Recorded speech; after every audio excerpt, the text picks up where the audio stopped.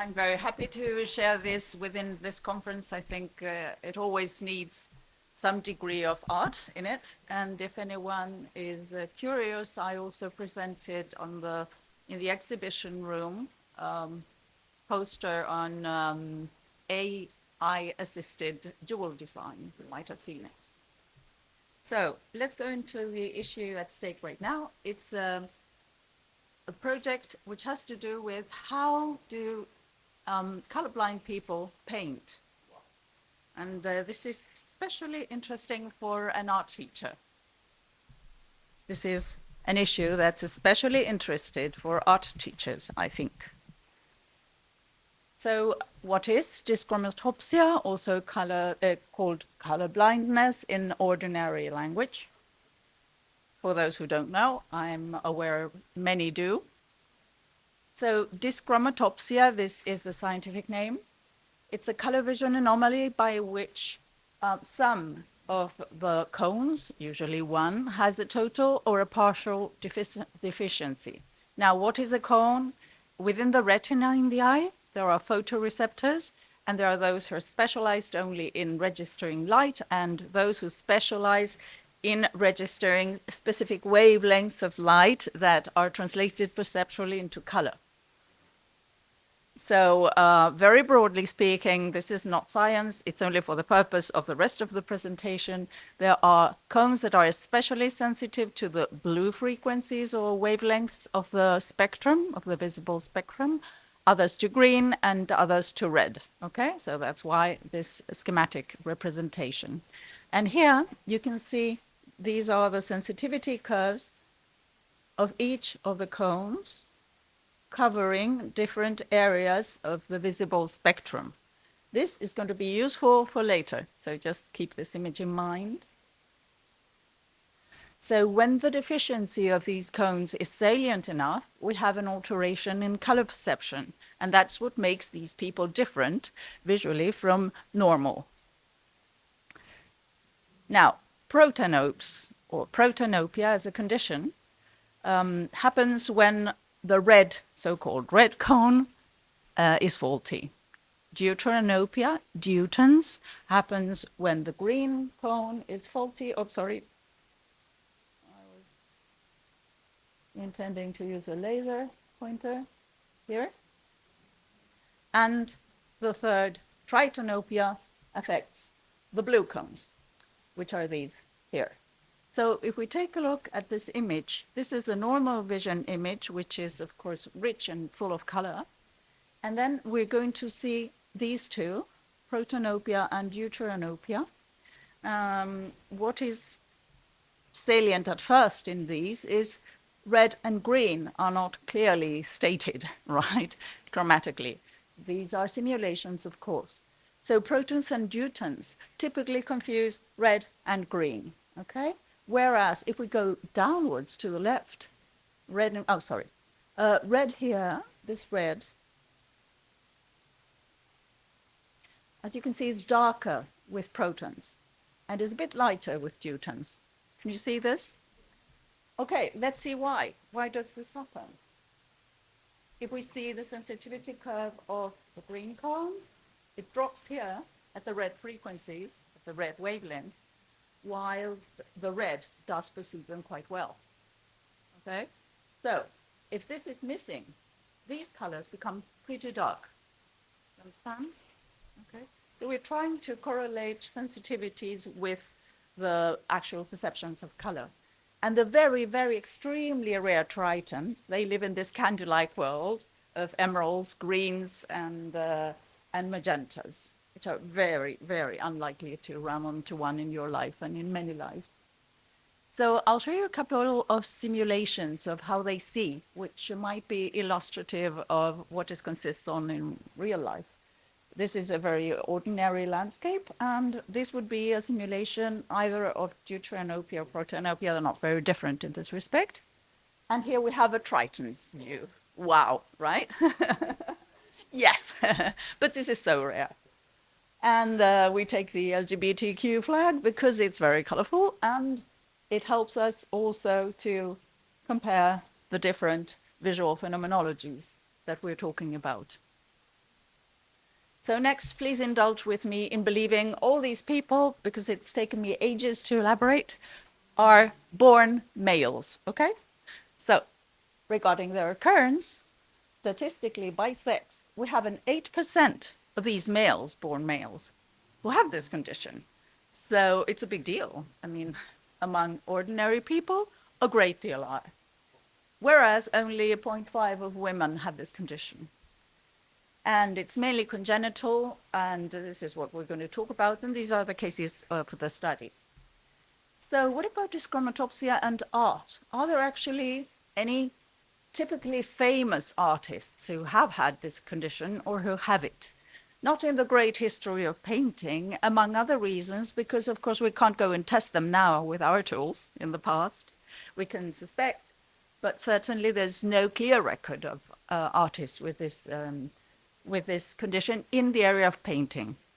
Now, of course, if you're a colorblind artist, what do you do? If you have a difficulty in representing colors, or what people tell you are not the same, does clash with what you perceive, what do? You ordinarily go to other disciplines of visual arts and not specifically painting, right?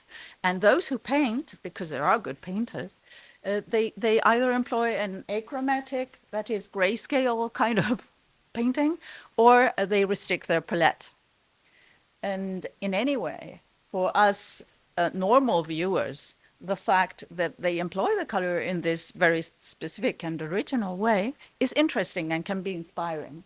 And here you have a painting by the prize winner Australian painter Clifton Pugh, who certainly didn't exploit color as we do. He restricted his palette fairly and avoided the typical colors where there is a confusion.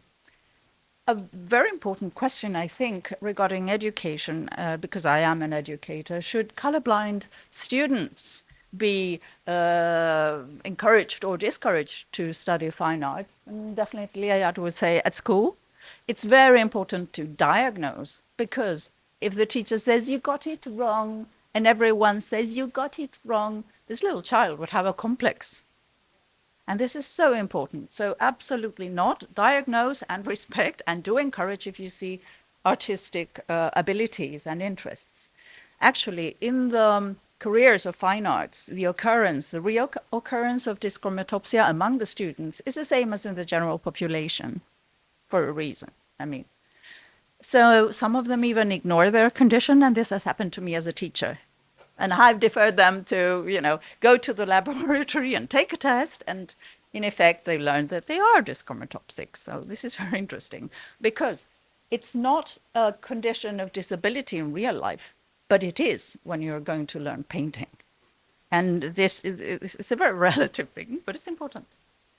So my project is called How Do We See Colorblindness, and has a very long subtitle, which I'm not going to read because we have limited time for speech. So let me just say that it's a project in innovative education, which is carried out at my faculty of fine arts in Madrid. So it has two main objectives. The first one, phase one, is centered on the students, and it looks for specificities in their representation of color in their paintings, and also in the difficulties they have encountered, or they usually encounter, in painting classes. And the second phase of the study, which has recently begun, is centered on the students and is aimed to improve the quality of teaching of painting to these people, these students. So the first action was to devise a questionnaire and distribute it within the Faculty of Fine Arts. The main apparent goal was to assess the general ideas they had about dyschromatopsia, but actually my hidden agenda was, of course, to recruit students for the study. And this went very well. So we got 4 students, 3 males and even 1 woman, which is rare at our faculty. And they also answered individual interviews about how this condition affected their own lives, normal lives, and how it impinged on their learning of painting at the art school. They also underwent testing, very official, with very good test called color vision sensitive color assessment and diagnosis test at the Laboratory of Optics and Optometry. And as you can see here, there are two main axes. One is the yellow-blue, which usually is untouched, unaffected in the dyschromatopsias we're going to see here. Absolutely. And then the red-green axis, which is affected, as we have seen, right? So they were given, these tubes had masked information and there were only numbers. This is a bit ridiculous because they were clearly able to distinguish the tones, but anyway, giving them only the primaries was intentional because that obliged them to do mixtures on the palette. And this is clearly an issue that's important. They had to paint realistically. They had to do still lifes and use these acrylics. And very importantly, also paint what you see was the injection.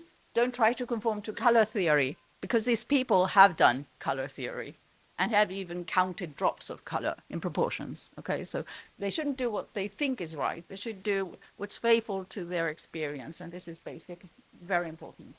And work in silence, immersed in your process, and paint 3 paintings, acrylics on canvas, of these still lifes. Okay.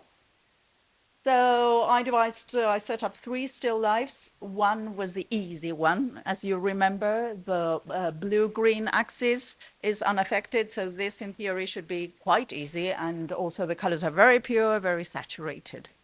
Then we have the intermediate difficulty one, where they still are mostly saturated, the colors, but it's red and green, right?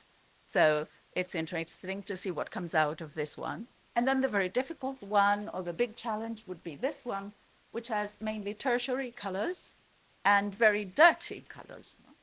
Tertiary means dirty or desaturated. So the results, I'll show you the models and then the productions, and then we're going to delve into them a little bit more, but just as a first glance. We took these CAD tests, and I'm only going to show 3 because the visuals of one of them got lost, so it doesn't matter very much. The important thing is the diagnosis, and we have it. And we had severe dyschromatopsia, 1 proton. It's going to be paprika octopus, and here you see it's a CAD test. So the closer they are to the center, the lesser the disturbance, and the further they are away, the greater. Anonymous to the right, he's a deuteron, and we have also Itzaro, who's another proton. And here we see it's zoomed out because she will be making more different things than usual. Okay, so this is her still lifes at the bottom, at the bottom, and the models, always the same models at the top row, okay? Paprika octopus, who's a proton. Anonymous, who's a deuteron. Dada, who's another deuteron, and we're not going to talk about Dada because he's the one who has the least affectation. So it's not so interesting for the purpose of the talk. Results. We can say all the 3 dimensions. Anyone here familiar with color theory? Color has 3 dimensions, right? 3. So we're going to tackle one by one. It's not only hue, which most of people would say, oh yeah, the problem is there. No, it's the 3 dimensions. Regarding lightness, if the colors are very dark or very light, very pastel, they have a difficulty in distinguishing them. And sometimes saturation errs very much. For protons, as we saw before, reds are particularly dark. Okay? Hue. Of course, the greatest problem are in the green, and they are confused sometimes with the warm colors. So not only green and red typically, but also orange, ochre, and colors in the vicinity are interpreted differently from normals. And saturation is also affected, actually. Colors of a high chroma are much easier to understand, to grasp, in the sense, please understand, easier as similar to normal, okay? Because philosophically, I have a particular stance on this. And sometimes colors are oversaturated, but also it can happen just the contrary. They can become totally grayish, okay? And we'll see that. So we're going to specify these particularities on the paintings themselves. We have always the model to the left and the painting to the right. And as you see, our proton paprika octopus has really interpreted orange. It's not orange, it's ochre. This ochre as green. So let me see. Our ochre is here, but these colors and these colors are very similar. Can you see? Okay. And saturation also sometimes goes, up. And on a mouse, who's a Jiyun, you'll see there's not great difference between both. This vessel, which is gray, has become green, and this happens often. And this is very striking in painting. And on a mouse again, here we have this green color at the top, which is greenish with a tinge of yellow. It has a certain personality. It becomes lighter and more saturated. Yes, again, look here. I mean, how can we distinguish aspects of green? They are very, very similar, right? Let's go on here. This desaturated, this color is both desaturated, not much, and very pastel. And it's gotten very, saturated pink. The reds, if we go down here again, reds are kind of brownish in their phenology. So the difference between red, orange, a more yellowish or less yellowish orange are not very salient either, right? As we can see. Okay, our proton paprika octopus, look at this green. I mean, on one occasion we had a super saturated green, on the other it's grayish. What is this telling us? The dimension of saturation is totally irrelevant in the areas of green. Okay, they may be painting with a very bright, saturated, very vivid green, and they're not aware of that because the sensitivity is different again, okay? Whereas this one follows exactly the same transformation as our Jiyun. And here we see saturated colors that lose saturation, relatively saturated colors lose them. Itzaro, again, same green, goes gray. And at the bottom, same. But this is more chromatic than this one. Why? I don't know. I'm puzzled about this subject. This is a woman. And see what happened with the reds. This is a relatively dark red. Look what happens. She's a proton, okay? So, I mean, if you're an art teacher and you're seeing these things, you must understand your world, it's not their world. The very tertiary model, how calm, okay? This strikes us so much. Okay, and this one, this is kind of purplish, and this is more bluish. Now, if we see the purple, can you see here? The purple wavelengths are aligned with the blue ones. So this is pretty logical, everything that's happening. And colors that are so ambiguous because they're so light, what do you do with them? Well, I mean, use a blue or whatever. Okay. This green is a great protagonist here, but it's a tertiary model. So this is telling us that he doesn't see green as saturated as we do. Okay, so this is very striking for us, not for him. Okay, again, warm colors, which would be here, are interpreted as colder. This has a certain logic as well. And same here, okay, we saw a purple that becomes colder. And of course, if this green is rather achromatic, it can stand for black. It can perceptually, for this person, take the position of black. And this is the more mind-blowing one. Okay. So this could be equivalent to this, okay? Yeah, but it's really striking. And what do we get here? We get tertiary colors that lose their saturation. This one is also understandable because we have a light blue, and if you are very good at distinguishing hues, there's a kind of a purplish change here. One thing I don't understand, and if anyone does, please explain to me.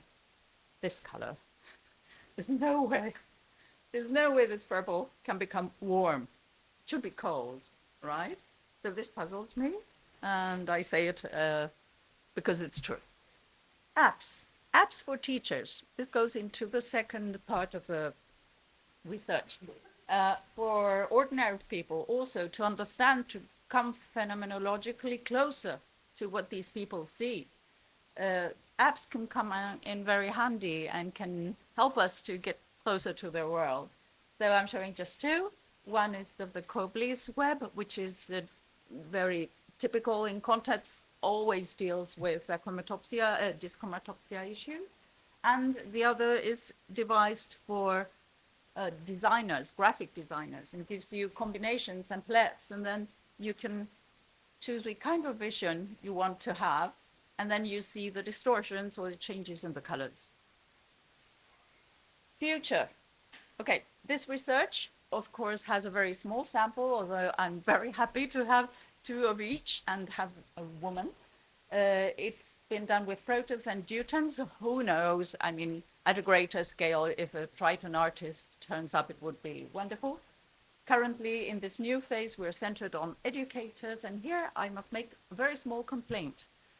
I designed another poll and distributed it among all the art schools in Spain, both private and public.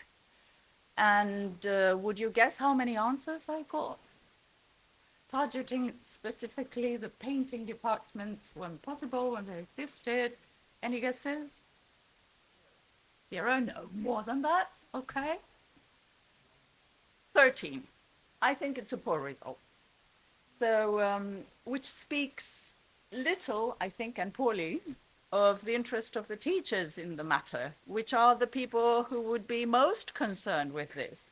Whereas it wasn't difficult at all to gather the commitment from the students who really invested many hours in painting and gave their paintings to the study. So they were very, very generous. Teachers, surprisingly, seem to look elsewhere. So I have designed an English version of the form. You have the QRs here. If you know anyone who teaches painting, I would be very grateful if you could spread the word. And I will certainly spread this among art schools in English-speaking countries in view of the poor result in Spain. And not only in Spain, I chose a few Latin American countries as well. So I harvested very, very few testings. A bit references, and thank you. And my email if you want to contact. Thank you too, Anna. So we have 2 minutes for questions. Yes. So one first question. Thank you very much. Very interesting studies. I'm a teaching artist in the US. I have my own studio. Wonderful. I work with hundreds of children and also adults. So I'm happy to. Oh, great. Yeah, to be at your service. Thank you so much. So yes. So do write, and if you write me, I'll send you the yes. link for it. Yes. Thank you very much. Thanks so Thank much. you for this great amazing news. Thank you. Yes. Next question. Okay. He was first, and then you. Okay. Hi, Anna. Thank you for that. Hi, thank you. Lovely presentation. Has this given you an eye for artists of the past who might have had some color blindness, like, say, Vermeer and Van Eyck, who were very tertiary in their color palette? Well, I would never say Vermeer was colorblind. Definitely not. And he used double complementaries and sometimes, quite saturated colors with a clear intention. I would never. Constable, on the contrary, is someone of whom it has been quite a lot of talk about his possible dyschromatopsia. But these are speculations again, so it's interesting to see current artists who do undergo testing and so on. I think one thing that I didn't get here, but is important maybe to signal, is that as a teacher, my philosophical stance would be of phenomenological respect. So, strategies for teachers when dealing with these students, on my part certainly would not be trying to make them paint as if they weren't dyschromatopsic, because that would be a total phenomenological fake, and it would speak poorly of you as a teacher, because you're not going towards the student, you're trying to make the student fit into a box, right? So I think this concept is absolutely fundamental for the study. Just a question of clarity for, what is your objective as far as how early to identify the kids and meet them where they are? I work at the university, so I don't work with kids, but certainly everybody's a kid inside, okay? and when in the interviews with the students who enrolled the study, one of the things that was most hurtful for them and that hurt me to hear was that they had been discriminated at school because they had never been seen as different in the sense of, you know, software or hardware different, but faulty, and that's such a big question. So if I have an opportunity, I'll always fight for this like an activist, because I think, you know, we really do have to adapt our teaching to the specificities of, I have a child with 2 conditions which make her normal studies hell, and she is suffering enormously from this. So I'm particularly sensitive to different ways of perceiving and processing information. Okay, and the last question. Could it have an advantage to be colorblind? Well, Oliver Sacks has a study which is very interesting. It's called something, the island of the colorblind. And here we're not talking about dyschromatopsia, but achromatopsia. It's the island of Pingalap in Melanesia or something like that, where people are very inbred because it's a very far out island. So a recessive trait that produces dyschromatopsia, which is an inability to see color, goes with an extreme sensitive to light, so they live better at night and so on. They are wonderful night fishers. Yes? And in war conditions, dyschromatopsics are less fooled by camouflage also. Okay, so there is an evolutionary sense in having this spectrum, I believe. It's all, you know, like circadian rhythms. Somebody has to look at the fire, tend the fire while other people sleep. So there are some owls who suffer more in our everyday, you know, the structure of life, and they're morning people. So I think this is just part of the richness of diversity. Thank you. Thank you. Thank you very much, Anna, Thanks. again. And now we are pushed for time, so we have to switch to the next speaker and to poetry. The next speaker is, thank you again. No problem. The next speaker is David Keplinger, and his talk is about the Yakutic ice bodies and the trauma response of freeze, a poetry reading from David Keplinger's Ice.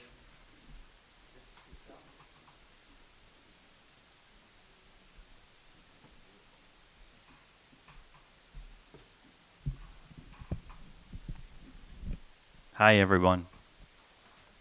Wonderful to be here. My name is David Keplinger. I am a poet myself, and I have taught poetry to graduate students for 25 years. I've taught poetry to undergraduates and to high school students for 35 years. So I've said the word poetry every day for 35 years. I can say that with confidence. And that alone, I think, is enough to take you to a very deep place in your practice. So I have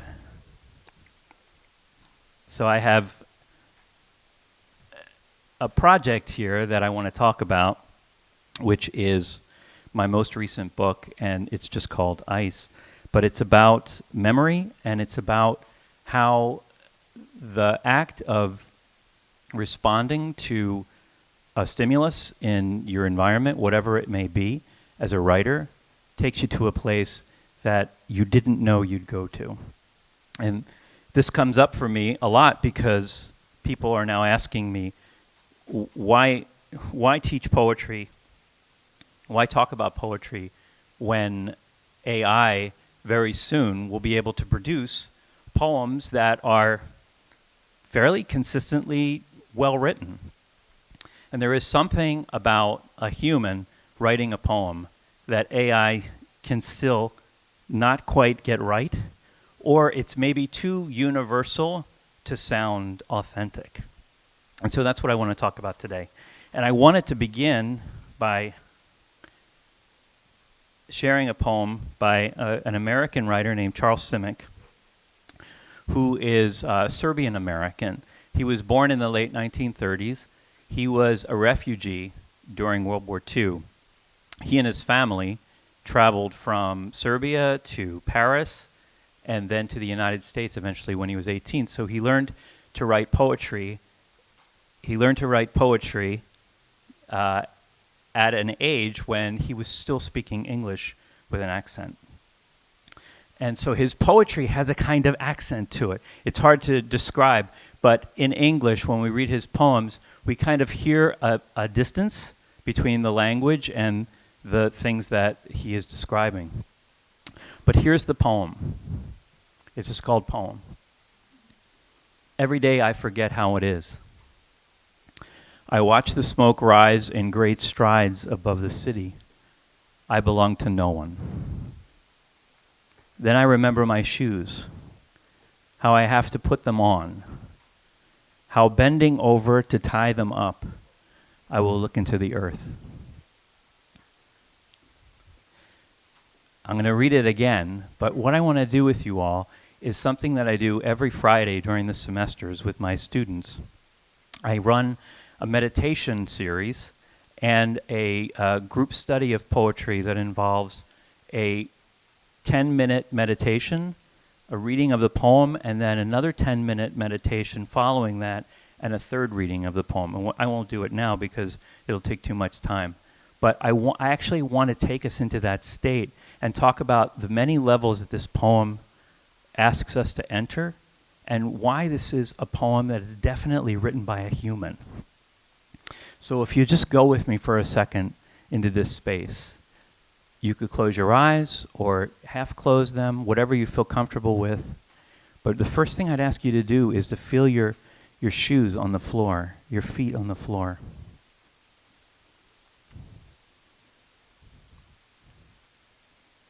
And then softening your shoulders. And then softening the muscles in your face. If this feels comfortable. When we do that, we realize how much of a defended place we are mostly sitting in all day long. And now softening those muscles in your face again. And softening the shoulders a second time. Letting it all fall again. And then becoming aware of your breath as though now there's a channel that has opened up between the heart and the mind, which is chitta in my tradition of Buddhism. It's the heart and the mind as one organ. It's this channel that opens up when everything relaxes. And as you're breathing, feel your breath rising as though on an escalator. And as it rises, you might say to yourself, breathing in, I know all of this is a dream. And at the top of the breath, just pause for a second and turn as though looking back down the escalator. And as you're breathing out, you might think to yourself, breathing out, I still choose this world to help relieve the suffering of others. That's my whole practice. Breathing in, I know this world is a dream. Breathing out, I still choose this world as a means of relieving the suffering of others.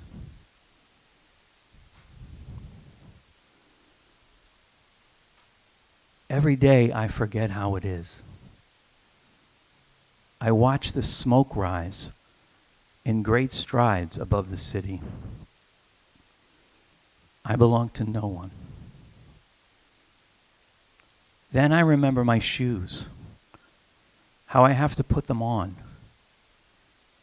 how bending over to tie them up, I will look into the earth.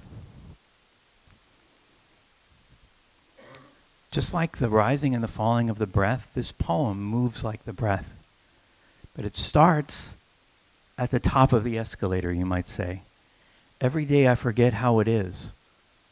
He's watching the smoke rise above the city. He's feeling his insignificance and his unimportance. And remember, he was a refugee. He had no home.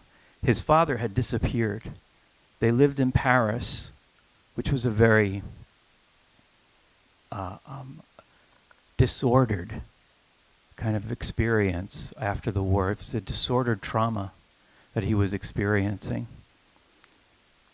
I belong to no one. This feeling right in the middle of the poem of not knowing his place, of not knowing where he belongs in this human catastrophe of 1946. And then this happens here. Then I remember my shoes, how I have to put them on, how bending over to tie them up, I'll look into the earth. This then that happens in this white space between the two stanzas is the human thing. This is what the computer will not for a very long time, maybe until it's conscious, know how to do. Because it's in this silence and this pause that something snaps. And what happens is that he enters his humanity by bending over to tie his shoes, and through the vehicle of that act of tying his shoes, seeing that he's a part of the earth, that he goes from belonging to no one to belonging to all of it. I will look into the earth. The other thing that makes it very human for me is this, it. Every day I forget how it is. Simic, like my favorite poets, like Miłosz and others of that same generation, knew to trust us to fill in that blank of it. Think about Emily Dickinson. If any of you read the American poet Emily Dickinson, when it comes, the landscape listens, shadows hold their breath. When it goes, it's like the distance on the look of death. She's talking about awareness. She's talking about sadness too, and depression and all kinds of things. But really what she's talking about is an experience of full awareness, of belonging. When it comes, the landscape listens, shadows hold their breath. When it goes, it's like the distance on the look of death. So I love this poem because it's doing the same thing. It's not telling me how it is or what it is, but it's helping me to get to that place where I understand, oh, it's the belonging to everything. So in my meditations, in my talks, and now in my graduate classes, I've begun to look at this movement as if 4 acts of a play that a good poem can take us through. The first is a feeling of confusion. Every day I forget how it is, a sense of forgetting. It's a feeling of separation. It's in Buddhism, that's exactly what confusion is. Confusion is the belief that we are all separate, that things are as they appear, and not how they really are, as Buddhism then tells us, that even though things look separate, they are all actually the same. Everything is love looking back at you. Everything is Buddha nature, say, looking back at you. Joseph Brodsky, who was a Russian poet who moved to the United States and then later in 1990 won the Nobel Prize for Poetry, said something very interesting here for this conference. Consciousness begins with the telling of the first lie. What? What on earth is that? Well, it's a kind of consciousness. There are 5 aggregates in Buddhism that describe the coils around the self that create a feeling of a separate self that are actually, when you unravel them, just nothing. They just disappear. They're nothing. So this level of consciousness is like the store consciousness. It's the 5th aggregate. And it's the level that would say, I have an inner life here, and everything out there is to be defended against. The telling of the first lie is the first moment, if you can remember back yourself to your earliest memories of holding something back in your environment, of not telling a lie, either because you didn't want to hurt someone's feelings, or maybe because you felt that people would think that you were strange, or maybe because you felt guilty about something. I remember having thrown away something that my grandfather gave me because I thought I had broken it, and I didn't, but it was gone forever. Once I threw it into the field, it was gone forever, and I held that lie for a long time. But what the lie does is it creates an inner world that can be very rich for a child, even though it's born of a lie, and a sense of the outside world that doesn't know things about what's in here. What happens is that there's the introduction of the self and the other. And that is the first level of consciousness that happens here in this confusion. There's me and there's the rest of the world. But then there's the then. Then I remember my shoes. What happens next is an experience of openness. And there's a poet in the United States, she just died 6 years ago, wonderful poet and a great friend of mine. Her name is Mary Oliver. And Mary Oliver says in one of her poems that I tell you this to break your heart.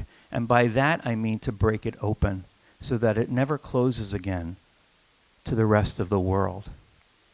But that the breaking of the heart, the trauma, whatever it was that you experienced, whatever it was that came of that lie, that feeling of separation, broke something in you. And eventually it broke open a space where compassion was possible, where connection was more possible because of the wound that you experienced. It was because of that very wound that you became a vehicle for compassion. That's the second stage. That's openness. Both of these are a kind of astonishment. What? Bewilderment. What? I can't believe that the outside is now accessible to me. The third is a sense of awe. If you know Otto Rank, he talks about the numinous, that there are 3 aspects of a numinous experience, that it's tremendous and it's mysterious and it's fascinating, that there's a sense of something bigger than me that is also what I am, that I am not this separate thing after all, but I'm a part of an enormity. And the fourth is what I call unearned grace, and that is an experience of why me? Why am I the one who would receive this richness? Not a why me up here, like why is it always happening to me? But down here, a why me of gratitude. Meister Eckhart says that if the only prayer you ever say is thank you, it will be enough. So just a quick word. I won't read one of my own poems unless there's time later, but the book that I was mentioning at the beginning of the talk, Ice, started with a series of photographs that I came across from Yakutia, which is a republic in Siberia. Climate change has caused the permafrost in this region, which is some of the oldest permafrost on Earth, to melt. And as a result, people just walking around in Yakutia were finding 40,000, 50,000-year-old animal bodies that had just popped up to the surface of the ice.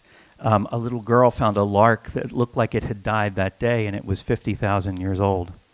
So I began to write these poems about these animals, and what happened was that as I was writing about these animals who had popped up in the ice, I began to have memories of my own traumatic experiences as a child, and these animals triggered something in me that became the real subject of my poems. It wasn't just me painting pictures of this sad climate change event. It was actually a metaphor for memories that rose out of this ice when they were ready. And a very interesting thing, since this is a science-y conference, the week that the book came out, the Washington Post released this article where a nematode was found in one of these blocks of ice. They melted it, thawed it out, and it came back to life. It was 46,000 years old. And then it began to reproduce. So if we want to talk about consciousness, where was the consciousness of this nematode for 46,000 years? That's 22 ancient Egypts ago. 22 ancient Egypts ago, and that consciousness stayed alive somehow, somewhere, non-locally, until it was thawed again. Here's one of the heads of one of these animals. This is a wolf from 40,000 years ago. This is a puppy that they named Dogor, which, I mean, the teeth are better than mine. The nose, it looks like it was born 6 months ago, and yet it's 18,000 years old. So one of the things that happened in the making of this book is that I began to write poems about my own childhood, looking at these bodies of animals and finding the bodies in me that were frozen in a kind of ice of forgetting. And people are nodding because this always happens when I give a poetry reading. It started with my mother. My mother had this experience when she was 55. She said to me, "Oh, that was very strange when that happened, wasn't it?"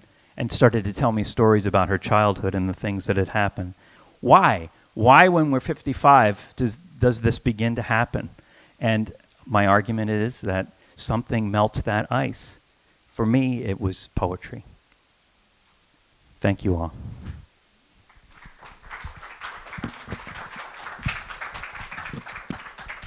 Thank you a lot. So questions to the author? Again.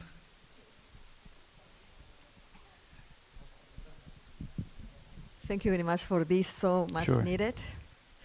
My question is, when you talk about your writing, your poetry, and also you combine this with your meditation. So how do you see meditation? Is meditation a practice that you just do 1 hour a day, or you go to a class and take a meditation class, or is meditation a way of living for you? Well, every day I forget how it is. And then I have to put on my shoes, which is meditation. And when I put on my shoes, I look into the earth. So, of course, I forget how it is. But you're absolutely right. The ultimate meditation is a way of being. And a constant sense of that, undefended rising and falling of the breath. If we could all live that way, we would evolve in about 2 minutes on this planet. But it's in the meantime, it's very good to practice and to just be aware that, yeah, you're going to forget, and then you'll remember again. And I'm a lucky person because my job is to keep remembering.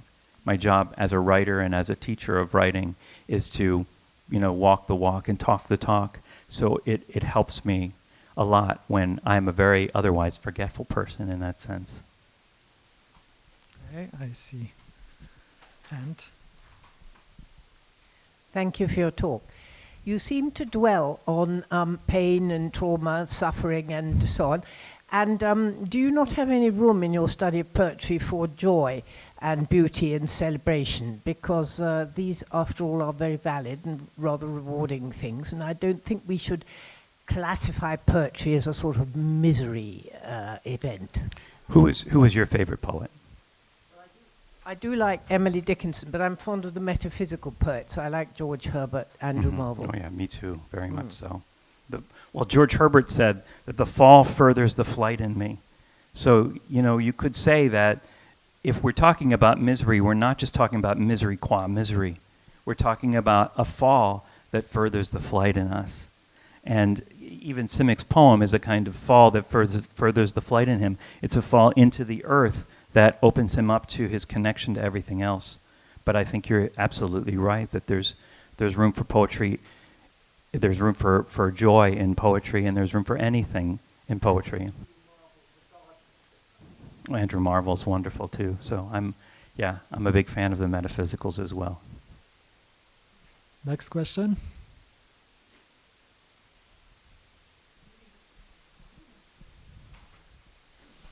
I have to find a joyful one.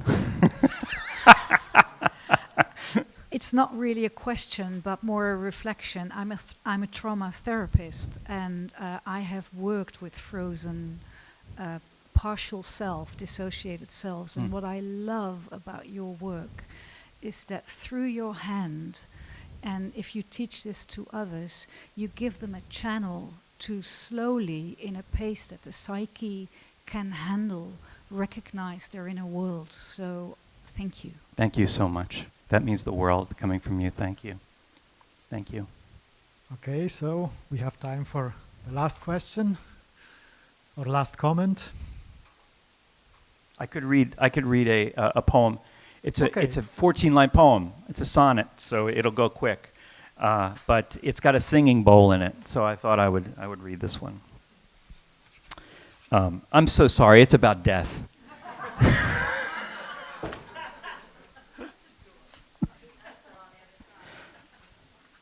Okay, here it is. This is a poem I didn't know was about death. It's an example of that a strange apprehension of something out there that's speaking to you before you know what it's saying, and you have to write it to find out what it's saying. But it's just called Sonnet, and it begins with an epigraph from Catherine of Siena, "You are that which is not." And it's about a stork's nest in a place called Ostrava, where I used to live. The stork has gone. Here is the nest. It teeters on the station tower like a satellite dish encircled in grass or tiny bits of hair, over and over, or yarn around a pair of unseen hands. Old transmissions have come to a hush. The air is static whirl. The road wends.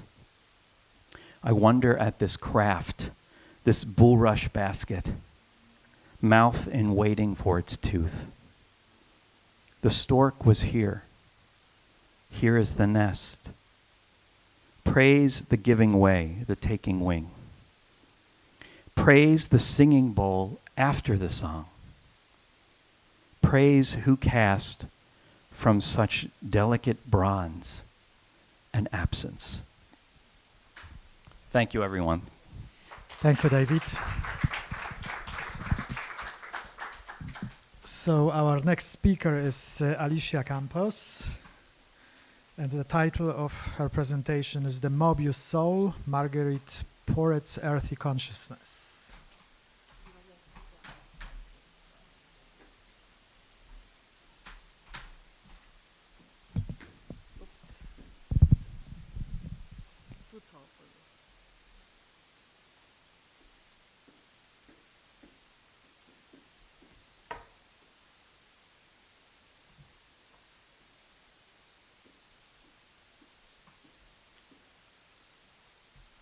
Can we put this a little bit lower?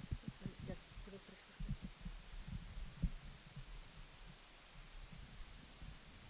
Like that? Okay, thank you. Yes.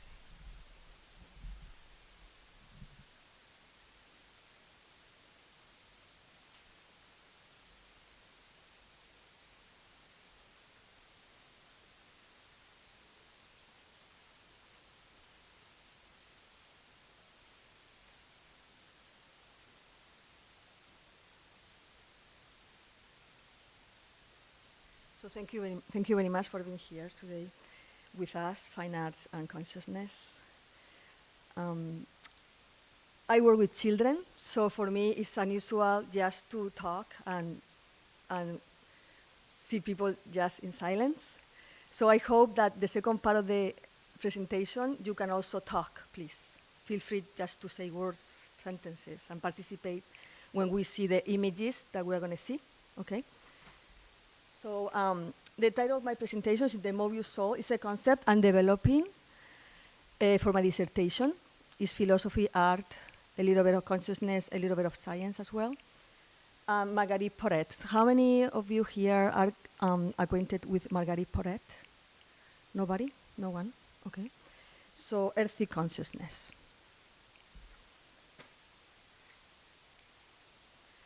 Artistic representations are not merely if a result of technique or automatic reflex. These are manifestations of consciousness that are shaped by the intellect of reason and the intellect of love.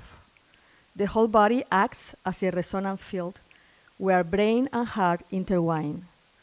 Philosopher Michael Sears, in The Five Senses, deepens this understanding and adds, quote, the intact soul entrances thought just as the topological invisible hands and illuminates the experiential visible within, end of quote. Studies on neuroaesthetics by Semir Zeki in Inner Vision and Exploration of Art and Brain, 1999, shows that the brain responds to visual via activation of regions like the medial orbitofrontal cortex, areas tied to emotion, memory, and pleasure. Zeki argues that artists, knowingly or not, mirror brain visual processings in their work, a reflection of neural architecture. Yet, I argue the heart, too, possesses neural complexity, suggesting a form of embodied intelligence that resonates in aesthetic experiences. In 1991, Dr. Andrew Armour introduced the heart brain, describing a complex cardiac nervous system capable of processing information, making decisions, and storing memories independently of the central nervous system.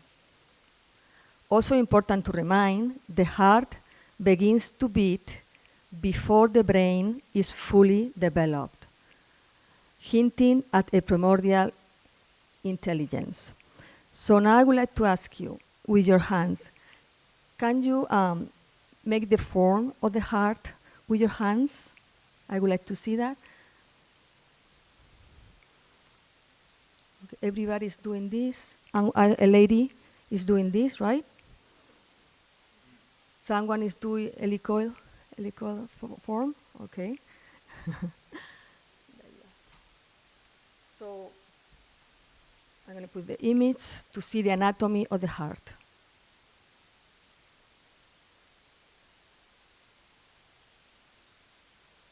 Oops.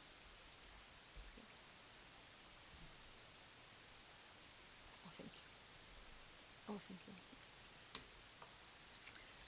So here we have the image. Dr. Torren Wasp discovery at the heart helicoidal structure in the 1960s inspired my concept of the Möbius soul, embodying the spiritual journey of Marguerite Porete.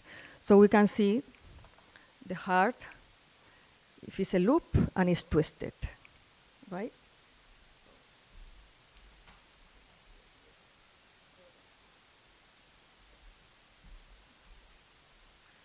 A lot of controversies came out and many decades of medical fights to recognize that this is the real shape of the heart.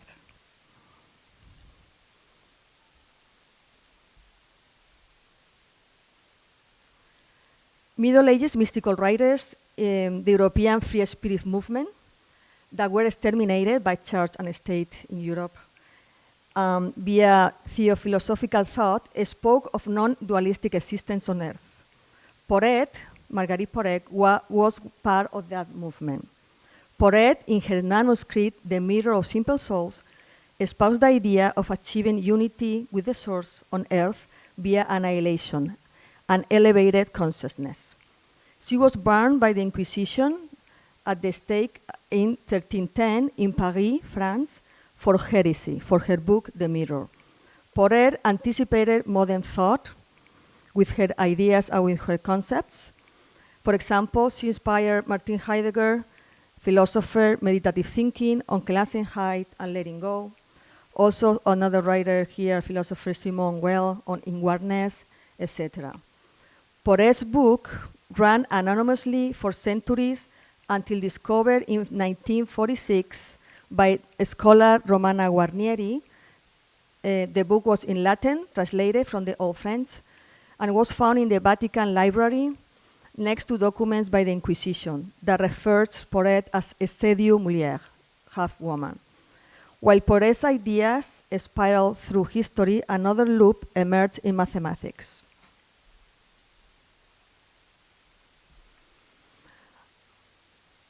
This a mathematical concept by August Ferdinand Möbius, discovered in 1858, is a one-side and one edge that serves also as a metaphor for non-dualism and continuum. The Möbius soul embodies Porete's spiritual journey of 7 solistic cycles from liberation to death via earthy consciousness. Porete's earthy consciousness is fluid, no statics, intertwines with nature, distinct from rational material existence. Earthy consciousness guides the soul to higher awareness, embodied in sensory experience. Also, earthy consciousness rejects control systems, institutions, and aligns with Dr. Juan José López Martínez, consciousness and soul are one.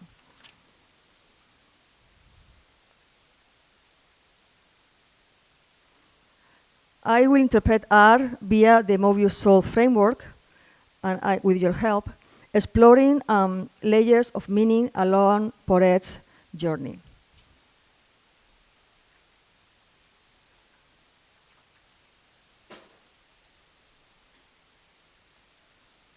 So this is a visual representation of Porete's journey. She talks about different cycles.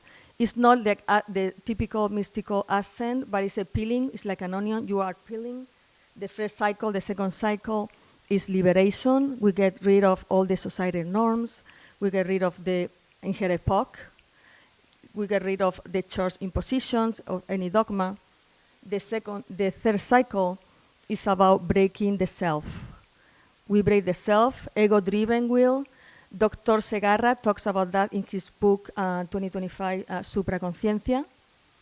Then we go to the fourth cycle, is the state where we enter meditation, like a way of life, a way of living.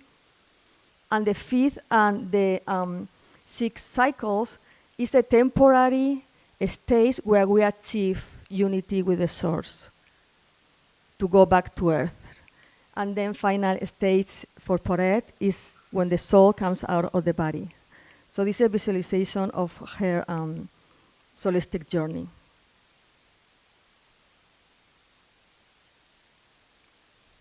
Early representations of Möbius, we have here this Roman mosaic, depicts the god Ion. So where do you see here the Möbius? Can you, anybody wants to talk about where do you see it and what do you see in there? Yeah, you want anybody? Yeah, the circle, yes. What is in the circle? Yes, the Möbius, yes, in the circle, yes. And also you see the horoscopes are here, the zodiac, right? Gemini, and so you can see all these. This is days 200, 250 AD. Mm-hmm. So here we have God Ion, and this is the goddess of earth, she's Terra, Telus. We have the 4 Puri, the 4 seasons.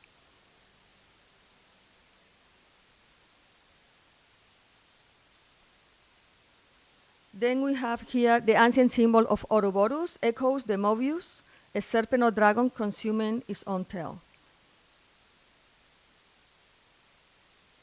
This is in Greek. In English, the all is one. It means unity, eternal transformation. And we can see this. I don't know, you are familiar with Chrysopoeia of Cleopatra? It was a document where they found symbols, captions, that talk about eternity.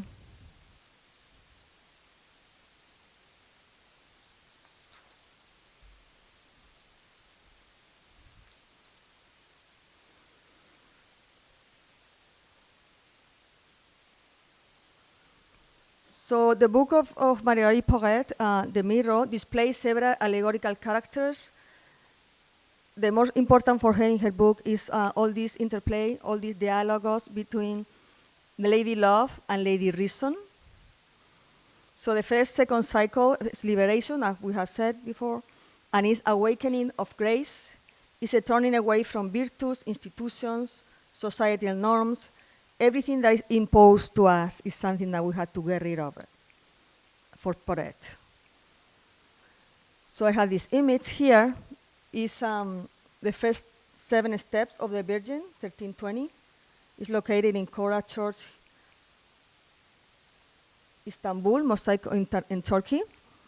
Where do you see the Möbius here? What do you think that it means? Yes. How would you interpret it? The Grand Chakra, yes. More ideas? I mean, if we were children, it would be like, wah, wah. You're so serious, like, okay, I'm getting scared here. Yes, more? Yes, more, okay, more ideas? Everybody, you just say words, sentences? What do you see there? What else? Everyone is going to interpret in their own way, okay? So for me, it would talk about she's Saint Anne, and she's helping the Virgin Mary first steps toward her mother. So it's a way of awakening on earth, the first steps toward the journey, right? I will interpret it like that.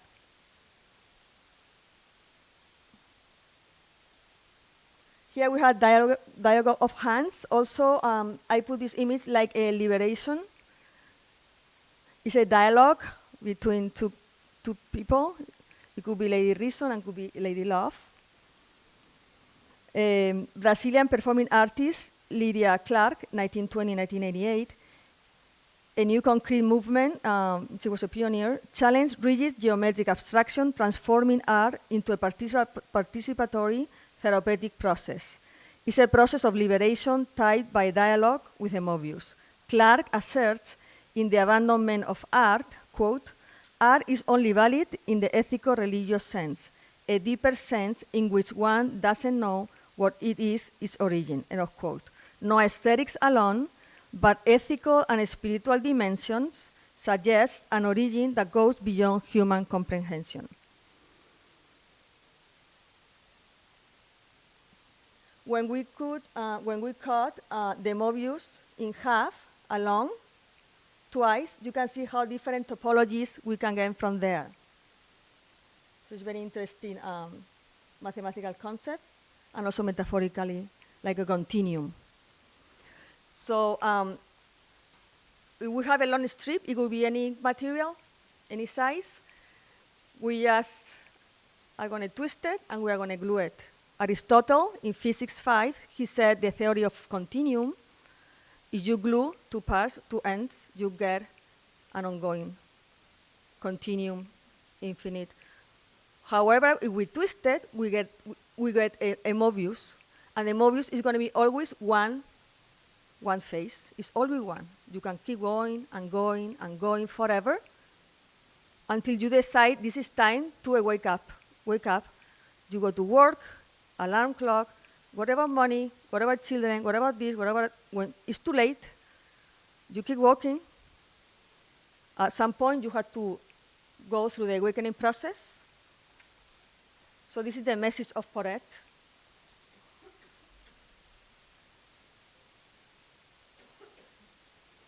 In the third cycle,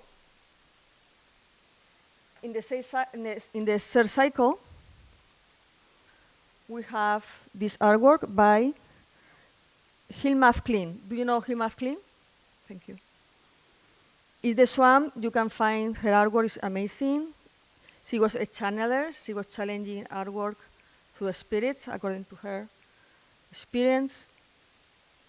Where do you see here the Möbius?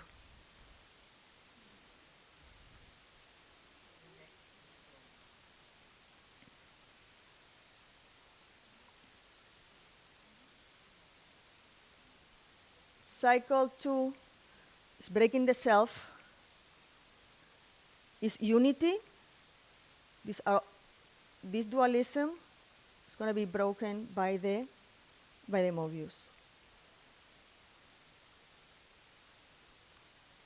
This is a beautiful sculpture. I don't know if you have been in Norway, Munch Museum. Where do you see here the Möbius?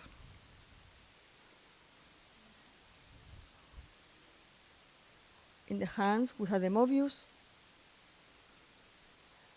The title is Mother, is by Tracy Emin. Breaking the self. As mothers, we know what is to break the self. Driven, ego-driven will is left behind at this, in this stage of Porete's journey.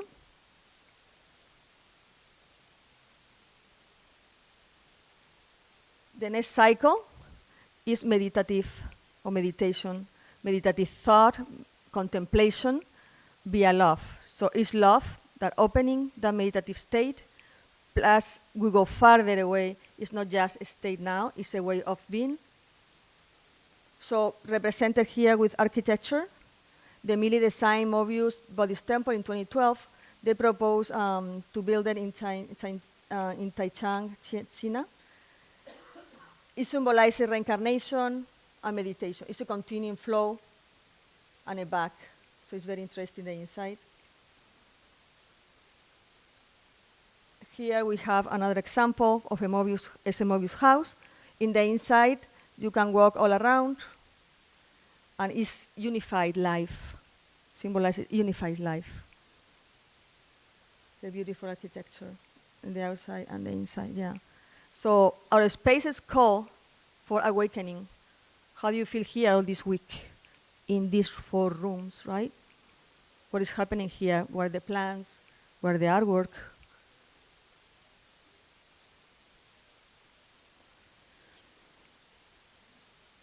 For Porete, it's very important the annihilation of the soul. In this cycle, we get rid of possessions, knowledge, and any will. At this stage, the annihilated soul is going to connect with the source.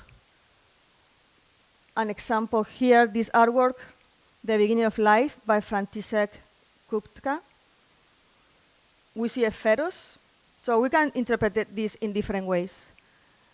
And I wait for you to talk about that, because if we cut twice the Möbius, we'll see this topology, this connection here with this. What do you see here? How do you feel about this picture?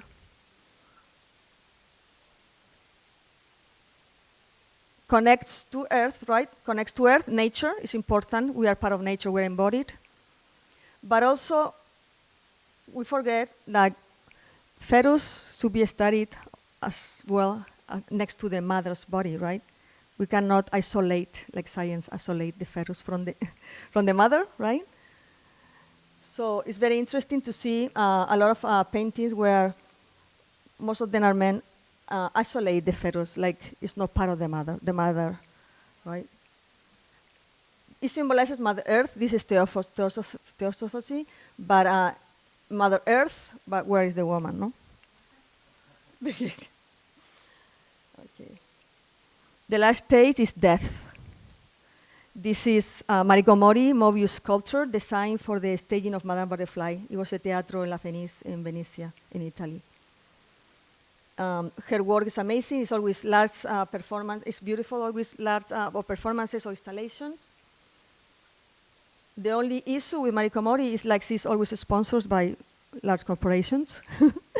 But we had a mix of spirituality that is sponsored by. And this one, what do you see here? Where's the Möbius?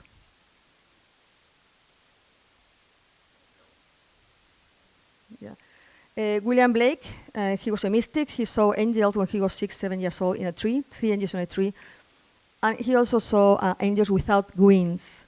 So in the spiritual part, on the top, you have the Möbius human-like figure. The title is The Angels Appearing to the Shepherds. We have the top, the bottom, and in the middle, the birth of baby Jesus here.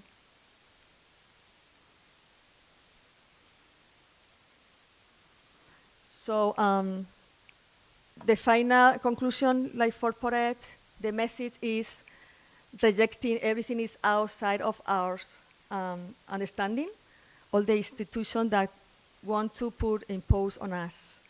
The next step, ego-driven, let's take that in a side, and let's enter in a meditative state. She was 1 year and a half, she was in silence, in prison in Paris, not talking, because she said, my book is enough. Everything is in my book. And she was burned by the Inquisition just for her ideas. At this time, it was very heretical. It was considered a revolutionary woman. And she was burned in the Inquisition because of that. Yeah. So thank you very much. And I hope you have many questions. Thank you. So I see the first hand. Thank you, Alicia, and I'm always pleased to see Torrent Wasp in a presentation. You talk about the Möbius soul. So I would talk about life as a Möbius strip. So what relation do you see between the relation between the soul and life? Yes, thank you. So the Möbius is like a way to see the physical. This is the physical that is ongoing, the ongoing life, the physical, and then we have the spiritual, like the soul, in one, right? And you are saying how the soul and life relate?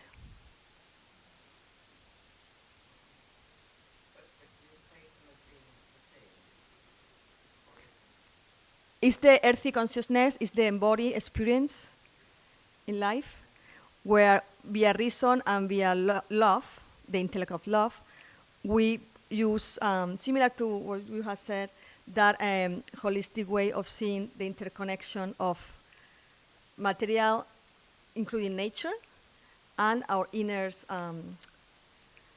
our inwards spirituality. Not religious, and we are talking about spirituality. Also, we lack of words to explain this. We say spirituality, but yeah. Yes. Okay.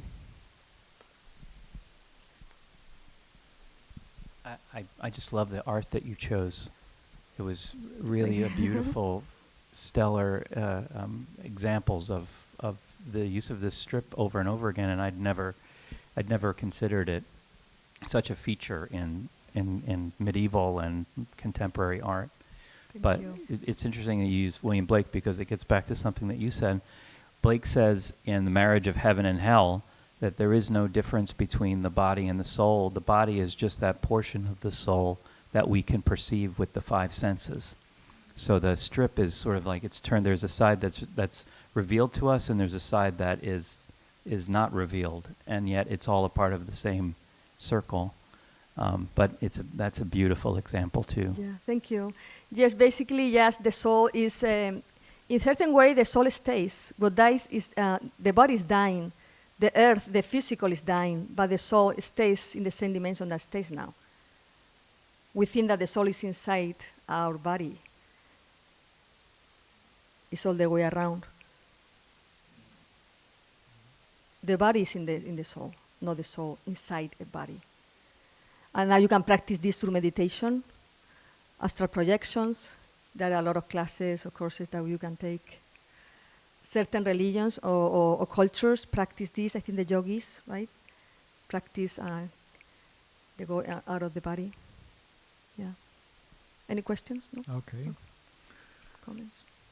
We have time for the discussion. Yes. No? Yes, thank you.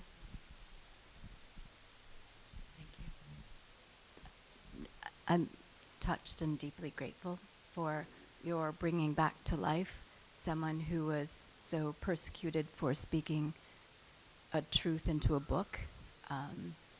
The storytelling through the images, as the poet says, was so stunning. But what's striking to me is the repeating nature through time of a Möbius strip. And it's named after this guy, but it really existed. Yeah, with the Ouroboros existed before. With like Marguerite. And so in some ways I feel like you're rebirthing it for us through her, but also rebirthing for us this larger shape. And so I'm just curious if I'm Yes, it was very difficult. apprehending. Yeah, thank you. It was difficult because I was doing philosophy and art, and I had to intertwine all these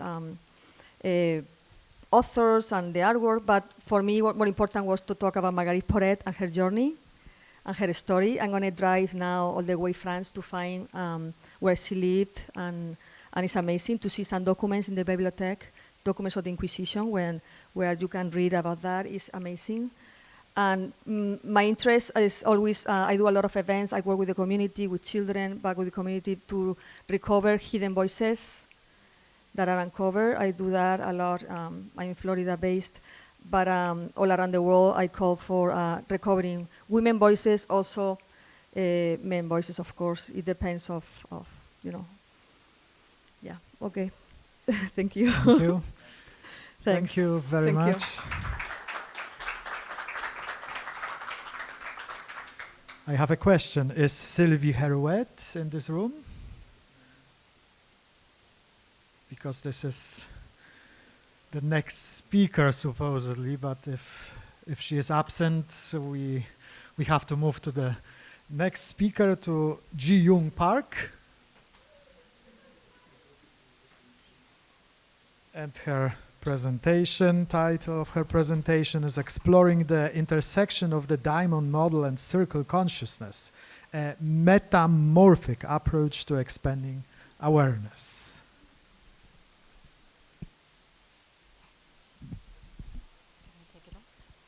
Hi, can you hear me in the back? Okay, if you can't, just raise your hand. Hi, I'm Jiyun. I founded Studio Involution. It's a transdisciplinary design studio in about 2000. In about 2012, I got called out as a shaman while I was working on the environment to an eco-fest. And at the time, I was presenting at math and science conferences, so I looked behind and I said, "Who are you talking to? That's not me." Turns out it is, so I've been doing shamanic healing work around the world with clients. That's my background a little bit, but while I was not getting into architecture school, I ended up taking some art history. So my background is art history, architecture, science, math, shamanism, and now I think we're circling back to I'm in the art room, but thank you for your joyful poetic inquiries. So without further ado, I think we're in they call it the explanatory gap between science, art, religion. I just got my master's in religious studies where my thesis was quantum consciousness as deity consciousness, and it was based on form. So I'm curious about how to generate form authentically and autonomously. So authentically means we have, like the last speaker, kind of undone a lot of our cultural entrainment or societal entrainment in how women should behave, men should behave, blah, blah, blah, blah, blah. So this inquiry started in 1991. It led me to David Bohm. He wrote a book called Thought as Structure, which was written posthumously since he passed away after this presentation, I think in Esalen, California. So the title is Circle Consciousness. It was supposed to be a holding, I'll just name it that for random, but then it's become Inquiries into Nature's Wholeness with the whole as the void, and the implicate or causal order, which was David Bohm's other book in the 80s. And then he talks about hidden variables that are unfolding. And so I said it's hidden in plain sight is the circle. And so the other thing that I sort of came across was everybody's talking about energies and matter, so like a boson fermion, which the supercollider and the CERN whoosh, photons, and you get these boson fermions, with right Higgs boson. But in fact, I added forms to that, and I tested it out as a hypothesis. I don't know the difference between hypothesis and conjecture, but anyway, so we're just testing it out. Does it work? So I said, does circle consciousness work? So then I started to look at more and more questions, hundreds of questions, and over the year since 1991, I'm going to give you a very brief outline of what I'm hypothesizing. So I'm hypothesizing that the circle is actually the hidden variable, hidden in plain sight as a kindergarten principle, that if you trace it, historically it's been associated, here it's with Fuzi, and you see here, oh, sorry.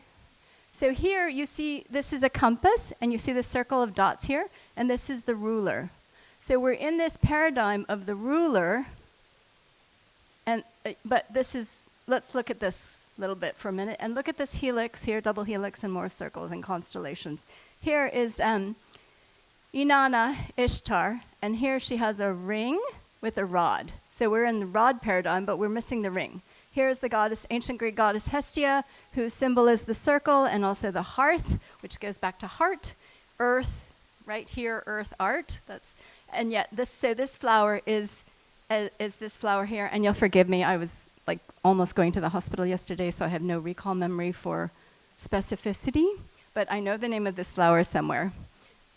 And, oh, thank you. Okay. So in 2017, I was at the Science of Consciousness where Noam Chomsky said consciousness is related to mysterium. And then Sir Roger Penrose, dropping all his papers, said there's a new earth emerging.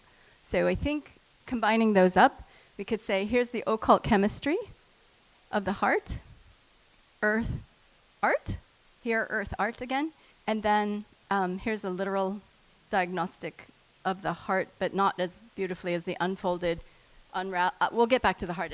There's a spiraling chirality of the heart. So anyway, this is a 10D, 10th dimensional Calabi Yao.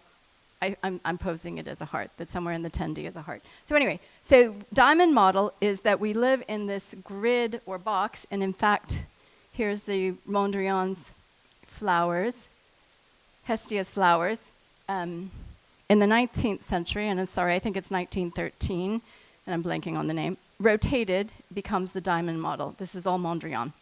By 1933, evolution is this alien goddess figure, and here's the abstraction of the geometries that are hidden within the flower through, I'm going to argue, this other circle / compass. Okay, so we'll just... for those of you who speak French, this is c'est une histoire sur le cercle. And I use this because not every language has the words that express an ontoepistemic truism about the thing that we are ignorant. In other words, we are ignoring ourselves. We might be ignoring our own circle consciousness, for example. So, and I use histoire because history, obviously, is not her story.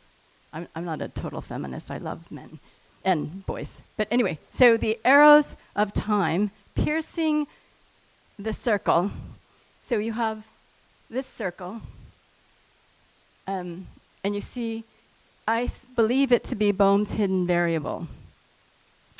Okay. The piercing creates a spiral dynamical biomorphic, morphic means form or shape, bioluminous is obviously the light, and then particle wave phenomena, which is a particle of light having a de Broglie-Bohm, particle wave phenomena. Then the unified field of gravity, electromagnetism, and then weak and strong forces of this implicate or causal order. I'm testing the hypothesis, does it exist through this point spline hyperbolic parabola? So the hyperbolic parabola is like a Pringle. So instead of having a line like this or grid like this, it actually has some curvature to it. Okay. So then this is a thing I did in 2020. I was invited to the Science of Complexity at MIT with Yaner Baryam. I took a class on complexity science, and I put this together, and they said, oh, it's emerging work or something, and so they let me do this. So if we have been entrained into a certain kind of thinking or being, enculturation, socialization, what if, ... the spline / Pringle is actually the nature of reality, the nature of experience. So we are what I coin, we are in the age of experience and the age of awareness. So what if consciousness is our experience, in other words?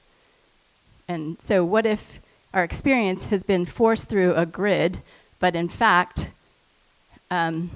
this observer has this space, which is past, present, like our previous presenter, bringing back this persecuted and hidden in the papal library, which all the truth is, because that's how they control us. Okay, that's fun. All right, so anyway, so I'm looking at the laws of form, because I don't want to make anything up. I think it's there, and I just want to test it. So is there an informing? So we're not in the age of industrial age or the information age anymore. We're in this other age. Is there a reforming? What are we remembering, reconnecting, reconstructing, all the, even Target has re. So what are we sin-forming? In other words, is the yin to the yang, the heat, so in she contains he, woman contains man, infinite contains finite, invisible contains visible, uncertainty contains certainty. So what is in all of those transforming? So is it as simple as pivoting on a point? Is there a pivot point, an inflection point? And so it's already observed. We're just like kind of going polarized sunglasses, and suddenly you're like, oh, right, 90 degrees. That's what my friend just presented. So is there a meta, meaning beyond, and a holo, meaning whole with a whole void, and an iso, meaning equal, because circle has infinite points about its circumference, equal distant from a core point, or a shared point or void. And if you think about humans on the earth, that's infinite of us, equal distant about a point, right? And then if you think that is one plane, but you expand that to 360 planes, it just gets nicer and nicer, bigger and bigger, right? Infinite, but finite too. So the crazy thing is that that point that we're talking about actually expands and it moves. It's a spiral, dynamical, biomorphic, bioluminous point, which is the whole and the void. And and if you saw my poster back there, I had these rubber bands, and if you take a rubber band and you twist it, it becomes your Möbius strip, right? And then if you knot it, twist it several times, it becomes knot theory. So there's this beautiful entanglement. This is the Lorentz attractor. This is the toroid that's breathing. My friend who's a computer scientist and musician, she took this for me and put it into a program, and it actually makes an infinity loop. When you take one point in the toroid, it's actually breathing infinity. So there's an inherent law to form. I'm not making this up. I can't make anything up. I have to obey. Like I'm, Asian, so I just, Mom tells you just, okay. So Gaia is telling me, I'm like, okay, I'll go with you. So that observer that we thought was one, guys, white male named Möbius is actually a woman too, from the 13th century, you see. So space and time have collapsed, and all the women are coming out, all the fungi are coming out, all the animals are coming out, all the plants are coming out, all the mineral and bacteria are coming out, and that crystal lattice everyone's talking about actually has consciousness, non-local awareness, because space and time have collapsed in a higher dimension. So each one of these could be us in our state of consciousness, whether it's in, not meditating. Okay, so you get that, right? Everybody has there's varieties in the sphere of our states of consciousness, and yet we can also cohere or self-organize. So this is the self-organizing capacity. So if we go back one and we say, okay, here's E8, and that's a 8th dimensional geometry / math, and it has like spherical and then 8 dimensions. So like multiple, you know, not like just the breathing toroid and all of these, but like 3 more dimensions of complexity on top of that. So then you say, oh, well, okay, so it's self-organizing. How does it self-organize? So if I did this, let's see if I can do it here. Oh no, sorry, okay, bad. All right, hold on, let's go back. Okay, so normally in my PowerPoint, I can take this X off, and underneath are all the Platonic solids. Solids! So these are the Archimedean solids, and these are the Catalonian solids, and they all also self-organize in there. You see, so all the Platonic solids, which is earth, water, fire, which is your Agni, air, and ether in your upper crown chakra. I'll take you through a little breathwork thing after that. But anyway, so here's gold. Here's your DNA. Here's, anyway, all right, so you kind of get the, you know, gist of that. Okay, let's move on because I'm kind of, all right, so in the E8, I'm saying that there's a measurement or tool problem. Maybe it's an instrumentation measurement problem. So we're in a Pythagorean and Platonic ruler problem. But what if there's a compass, and that measures what, everyone? Circles. Okay, so then this is also a double entendre for compass. It's a navigational system. But then there's also the chakras, which I'm arguing are an internal navigational system. Again, earth, water, fire, air, ether. Okay. So there's 3 compasses there, or a triple entendre of the word compass. Now, the extraordinary thing that I didn't put in this presentation, but I put in my poster, is there's actually a compass that is a fractal measuring compass. Right? Okay, the nerd in me just, okay. All right, so circle, spiral, dynamic, dynamical, biomorphic, bioluminescent, de Broglie-Bohm particle wave through space. Every single one of those particles, part of a wave, and every single one of those particles is a point, spline, hyperbolic parabola, toroid, breathing phenomena. That's potentially measurable through the compass multiple entendre. Okay, so now this is Albrecht Dürer, 1600, showing us that the grid was projected onto not only the woman, but the landscape and Earth in general. And so I think that maybe what we're doing is that we're trying to project again back onto this. So I'm asking, what happens if we don't do that and we listen? Oh, wait, sorry. Okay, sorry. I got like, okay, that was. So what if in the projection there's a hidden variable, this point, and it becomes like all the things, like square, hexagonal, you know, and goes through all the states and stages or cycles, dimensions, and densities. So if we have a solid, right, we're solid body creatures. Then we have liquid, we're liquid body creatures. Then we have air, or thermodynamics, we're thermodynamic because we're breathing. Then we have plasma, which is ions orbiting. Then we have plasmoid, which is a 5th dimensional. Okay, we won't get, okay, anyway, let's go on. So then, what if all of that is just a simple yin-yang, yoni, lingam, penis to, you know, plus, minus, and it's the single cell that becomes every cell in our body. How's that happen? One seed that becomes every plant we've ever eaten. What if we reverse engineer that back to the original singularity? Then that becomes all the complexity. But the question is, how do we go from all the complexity back to the singularity? I have an idea.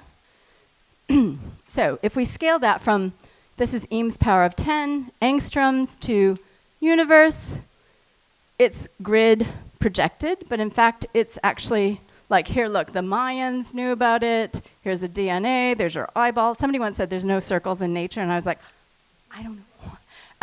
Okay, solar system, Egyptian necklace. Okay, now we've all sort of seen cymatics, right? So cymatics is making visible to our optical consciousness the thing that of the point, right, in the grid, and how it resonates That's another measurement tool for Hertz frequency measurements of how basically one point becomes every point in the universe over space-time. And so here's literally all of these photons in the double slit experiment being remembered. And okay, so I can't even explain this, so I'm not going to, but I'm going to tell you that it exists. Look.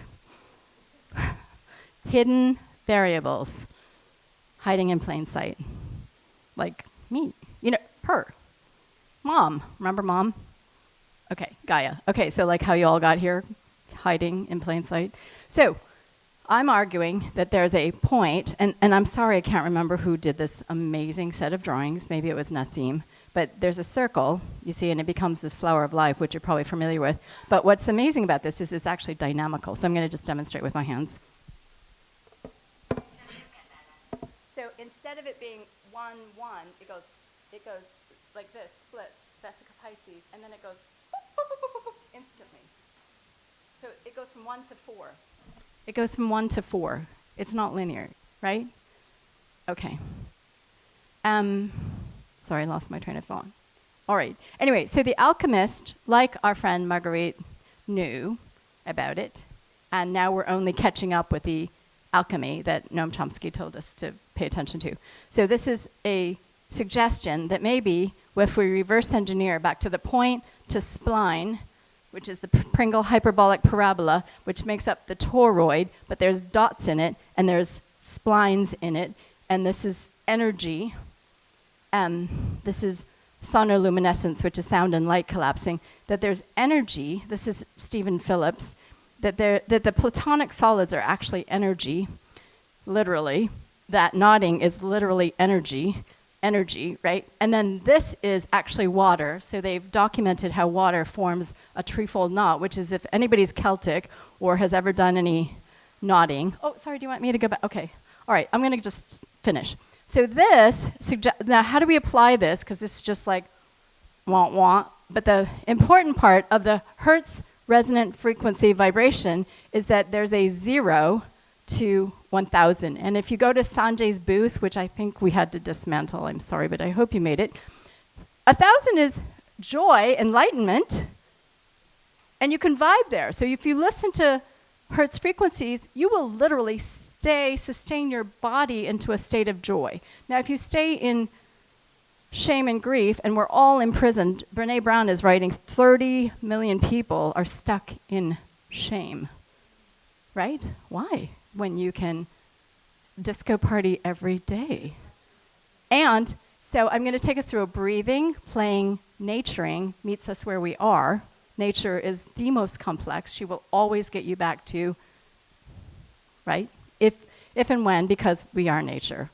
There's no great separation, epic separation, fragmentation that leads to fracture, that leads to war, and, you know, boys with toys. And okay, so this is guilt, shame, courage.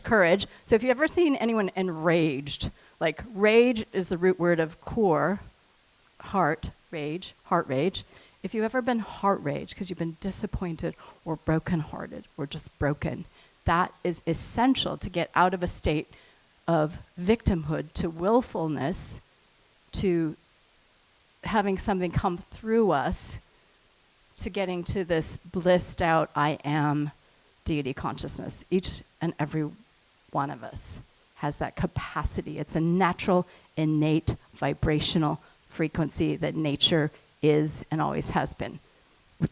We're born with it. And now what's happening is we can get there faster and faster and faster. And we're trying to get it. I'm getting breathing and breath work into schools, playing, and then naturing into schools when I go back. All right, so we have this toroidal body. I'm going to take you through a little breath work, if that's okay. I don't know if we have time in lieu of Q&A. Okay, and so we're going to go up the chakras, and then I want to suggest we look at life like this from the side, like a microtubule. Brilliant. But what if we just looked at the top of the microtubule? And what if that we allowed things around it, or synaptic firing dendrites and axioms, to be more dynamical in nature, so that we're not firing the same thing over and over again, but we're rewiring. So whatever fires together, wires together. So we're going to go have a little quick rewiring experience now in a minute, if that's all right. And then just remember, whatever we do affects everything and everyone else, even in the tiniest ways. Why? When a housefly flaps his wings, the breeze goes around the world. And that's obviously chaos theory and the butterfly effect of the tsunami. So I'm inviting each and every one of you to remember your impact, your breath, and don't be ashamed if you have a moment of courage where you yell at someone or you fight with someone, because there's always make-up sex. Right? Okay. All right. I'm stopping now. But do we have time to go for a... Yes, we have time because we lost one presentation. So if you okay. Yeah. So is everybody in the room comfortable if I lead you through a breath work? And I'll tell you about it first so you can consent based on information. If you're not, don't worry about it. So can you hear me okay? All right, so the breath work that I was guided to 5 years ago is like this. You go to your... Oh, hold on. We'll go to our crown chakra. Does everybody know about the subtle energy centers? Oh, I should make my thesis is that I'm arguing that form is a higher dimensional causal reality that goes then into our subtle body or chakra energies. That's a Indian, Vedic, like Gnostic, Celtic wisdom. Even Marguerite knew about it, right? So if you go to the Vatican, I'm sure there's libraries of it. And then to our gross body, which is the material reality of a Cartesian Newtonian physics. Now, I have to tell you, in my research, I found that Descartes wrote quite a bit about the circle. And Descartes' historian said that he came up with his ideas when he was a soldier in Germany, and he was coming in and out of sleep. So he's in this liminal state of consciousness. And then Newton has millions of words on alchemy at his at the Chemistry Foundation in Philadelphia. So Newton's alchemy, and a $40 million ASU research center is devoted to alchemy, just in case anybody's thinking I'm woo-woo. I'm not. Okay, so the breath work goes like this. You receive the breath, not take it, but you receive it. And we're going to receive it through our crown chakra. We're going to take it down our vertebrae. Most people have, at this conference that I've worked on, have cognitive, like intense cognitive stuff. So there's a lot of cognitive right through here. So we're going to first release the cognitive thinking a lot about stuff. Then we will receive the breath and exhale some of the cognitive stress, tension. That happens when you have a lot of information you're processing. Then we're going to receive the breath and hold it in our fight, flight, freeze, faint at the top of our neck here. You see that? That's where we hold in the vagus nerve, the fight, flight, freeze, faint. Then we're going to receive the breath down the vagus nerve. The vagus nerve is connected to every organ in our body. So we're going to receive the breath. If you feel like it, just take it straight down, depending on your state of consciousness. If you feel like it, listen to your body. Raise your hand if, don't hesitate. This is your experience. This is about you. So listen to your body, and you can receive the breath around to any organ or any part of your body that feels any tension, stress, anxiety, depression. I work with the breath for all those things. So just receive the breath around. Then we're going to take the breath to our sacral tailbone. It's called sacral tailbone. There's a reason why, the sacred bone there. And then we're going to take it around our pelvis to our knees, where we receive infinite support. Because oftentimes when we're isolated, I'm lonely AF, and all the things, we don't feel supported. So it's important to feel that support in our knees. That's where we hold that energy. Then we go to our ankles, and we get to flow states. So that's that synchronicity where I've removed all barriers, and somebody just offered to write my book and make a film and blah, blah, blah, right? Fund my research, blah, blah, blah, right? All of it, just flow, ba, ba, ba, ba, ba, ba, ba, ba, ba. Receive. Okay, then we go through our feet chakras, and we're going to connect through the layers of the hotel, through the layers of Pachamama, Great Mother, Gaia, get to the core of Gaia, where we all meet at the shared void or point. We'll sit there for as long as you like, but I'll guide people back up through because I don't know how much time we have and I want to respect your time. Then we're going to come back up the chakras and open up each of the chakras. So you're each of the chakras. Now I'll tell you something. Humanity, for whatever reason, since 2012 I've been doing this. Maybe I should lower, All right, here. All right, so you may feel a tension in your chest, and then I'm going to invite you to kind of just try to take your hands of light and cut that, because every client I've ever had has this something bound in their chest for some reason. That's a human condition. So you can cut that on the way up. We'll go through all the upper chakras, go back. I'll invite you to go up as high as you can or like. Then you'll come back down with the breath, down the vertebrae, again around, back to the core. And then the second time around, we're going to come up through the back chakras. Yeah? Okay, so shall I just begin? Any questions, concerns, comments? So we'll just have this little experience and then we'll have a Q&A if there's time or something. I don't know. I feel like, okay, ready? And then, I invite you, if you're comfortable, to take your shoes off because the rubber blocks the plasma ions from the earth coming to you. And then has anybody have, so if you have any vulnerable experiences or something where you feel uncomfortable, just raise your hand and I'll come around.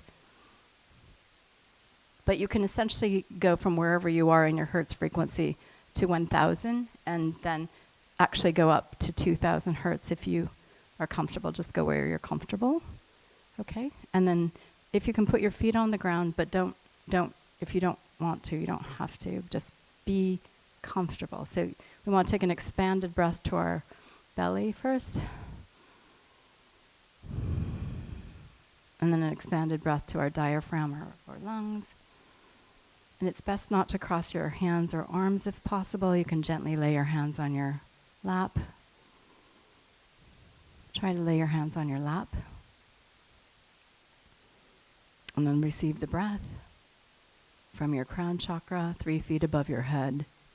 Receive it down your back of your head. Hold it right at the neck, top of the neck. Deep inhale. And then exhale straight out the back.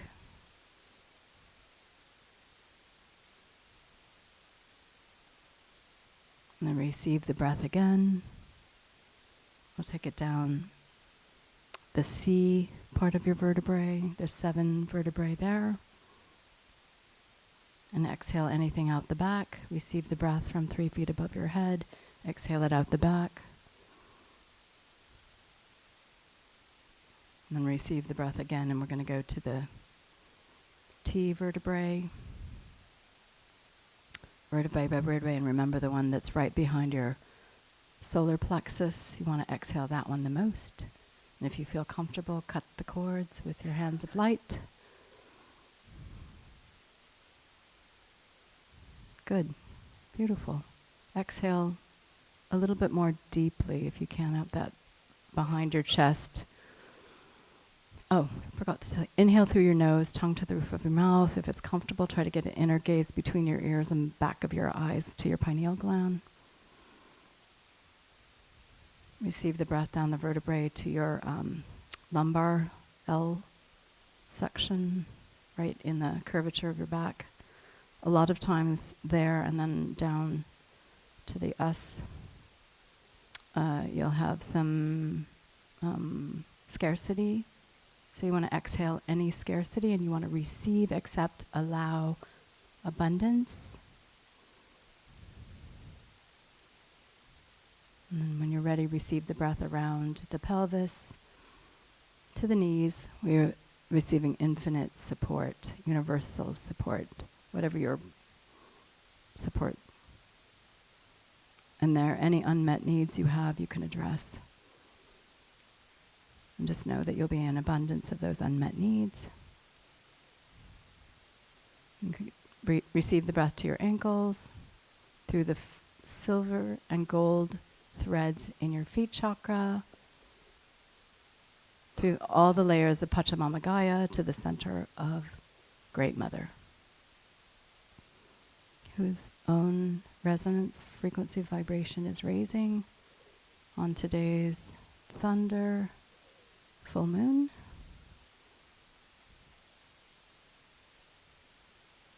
And whenever you're ready, receive the breath from Gaia through your silver and gold cords, coming up your front chakras. That's opening up your subtle energy body.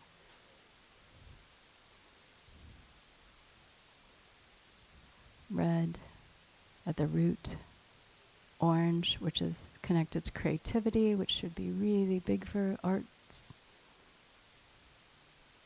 And then yellow, spiraling up, it's spiraling up, receiving the breath spiraling up. And then spiraling to your heart chakra, and back to the center heart, your throat chakra, frontal lobe or third eye bindi chakra, crown chakra, and up as high as you can go.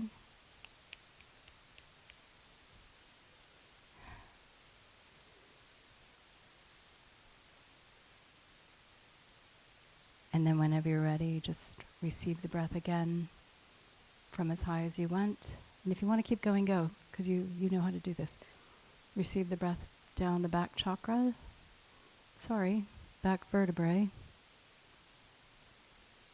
And just exhale any tension back there or anything that wants to be released. You're going to exhale that, and you're going to receive the breath and filling that void of whatever is leaving with the breath. And then again, whenever you're moved, as moved and able, receive the breath around your hips, infinite support in your knees, flow states in your ankles, through the silver and gold threads in your feet chakra, back to Pachamama, Great Mother, Gaia, with all her complexity, her multiplicity, meeting you exactly where you are. Infinite, unconditional.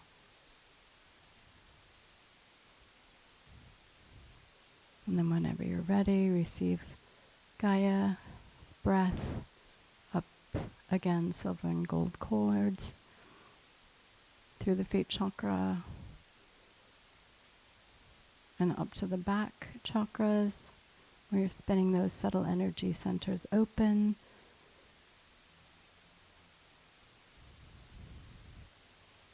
Particularly around the yellow chakra and the middle of the shoulder blades.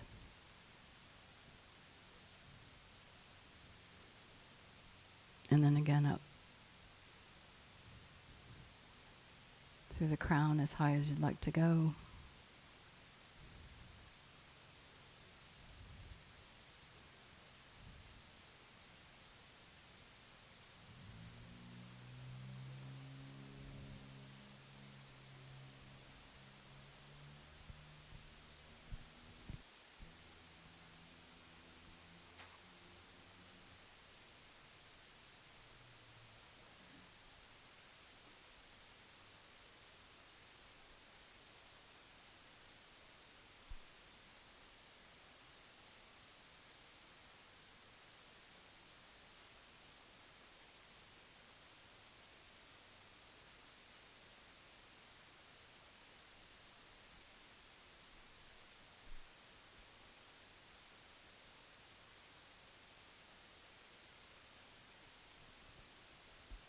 And so whenever you're ready, just as moved and able, feel free to kind of come back into the room. If you feel drizzy, you can cross tap to ground out a little bit, come back in the room, or stay where you are, and I'll just see if there's any, do we have time for questions, or should we? Okay, we have time for one short question.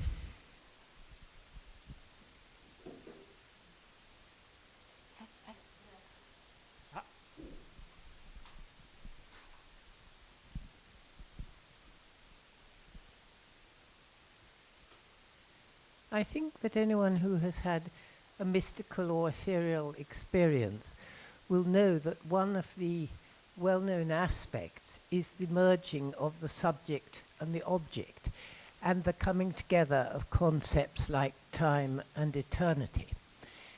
These create something which is in effect indescribable. And in your talk, you have, I must say, heroically tried to describe these things. You've covered many cultures, many historical periods in language and in diagram form, and you're very skilled at it. But it does rather increase the complexity. And you haven't referred to the direct experiences of mystics who try to reveal their experience in poetry and in other ways. And I wonder if it doesn't confuse the student rather than enlightening them. Thank you. I love your question. So in the classrooms, when I go in with students who have wheelchairs, arms torqued like this, or heart PAP, within 5 minutes of simple breath work, they will have an instantaneous direct experience of an aha moment. And I've developed and taught a curriculum since 2007 in underserved, what a stupid name for students, classes, and this is powerful for sure. But rather than power over, I'm hoping to empower anyone who can breathe to know who and what they truly are capable of in any place. So whether it's Columbia or Harvard School of Ed, there are innumerable people working towards trying to empower students through mystical, what we call mystical experience.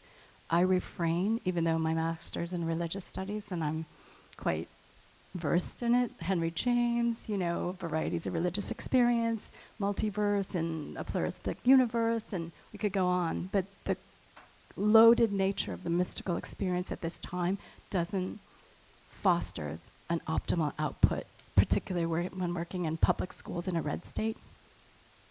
So I try to keep it in a scientific empirical paradigm, language and form for the moment. And I think Marguerite expressed that stunningly. The poet expresses it poetically. Everyone has their language. There's 6,000 religions, 3,500 languages. Once, like 5 years ago, there was only 1,200 languages. How could we discover all those languages? Clearly, we do not know there are more languages.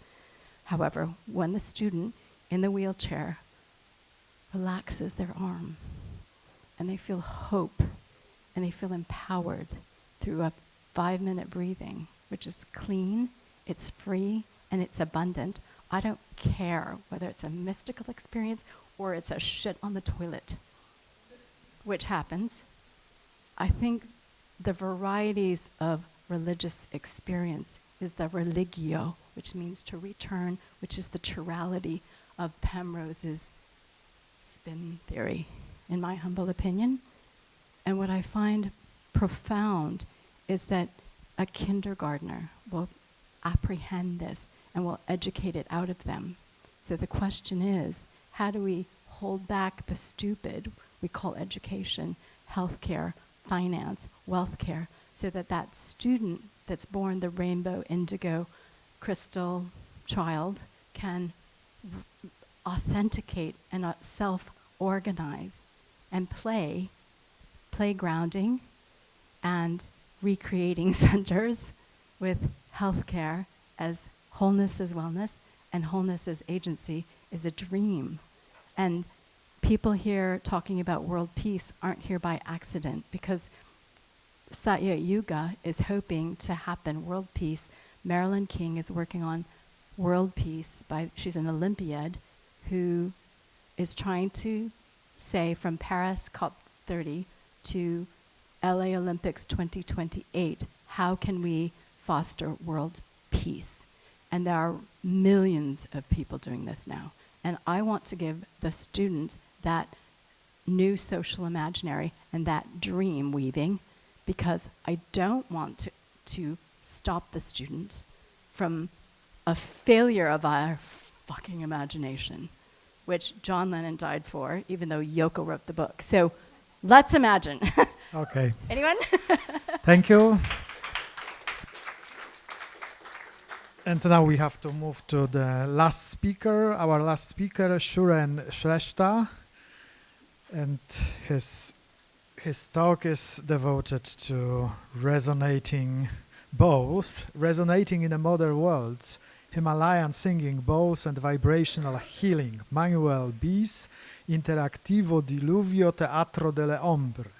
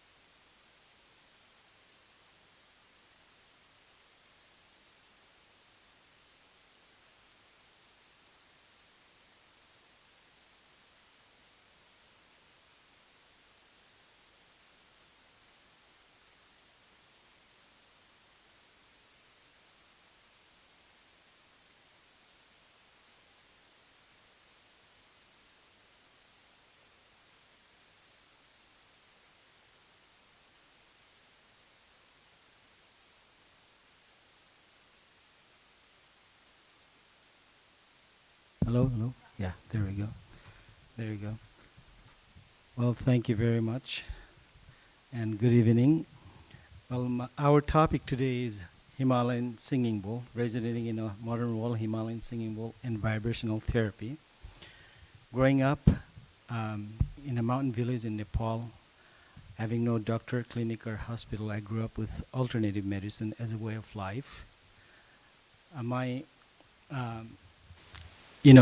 greatest intention is to bring forward an ancient cultural modality from Nepal, so that can bring relief and healing to the modern life. The next, I need to do this one.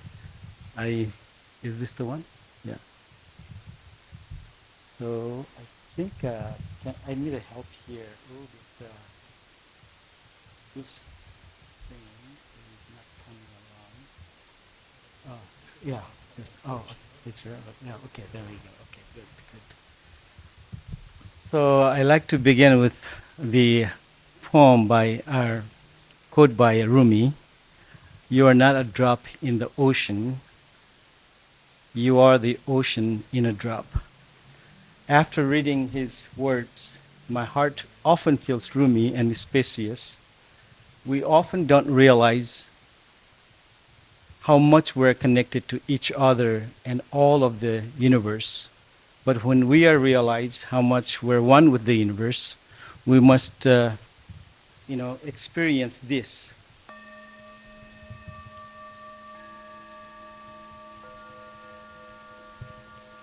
And, bringing back into our oneness.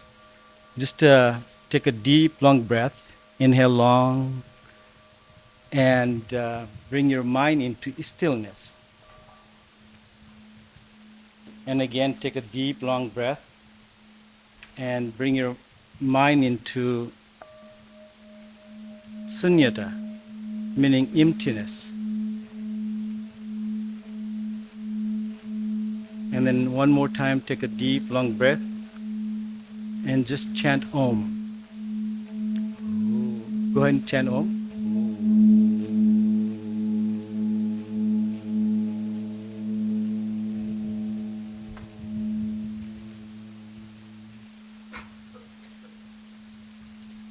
The more we realize that we are one with the universe, it seems to bring us a sense of peace, balance, well-being, more than we may have imagined to be possible.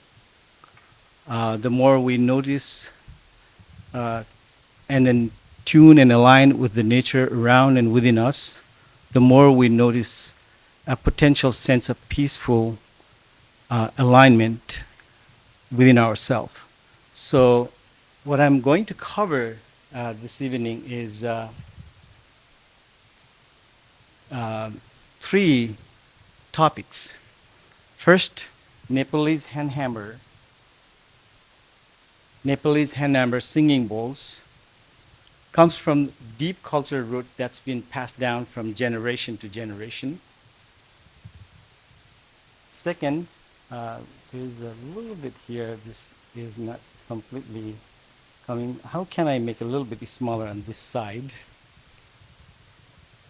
This side coming in down. Yeah. Yeah, but all the way down here is not showing.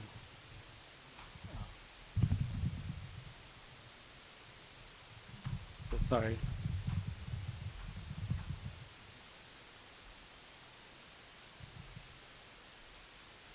It was before showing it. Uh-oh.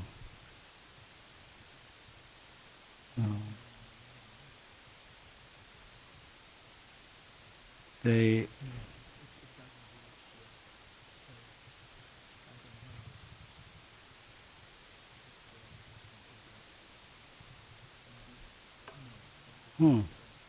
Well, I will just get from here.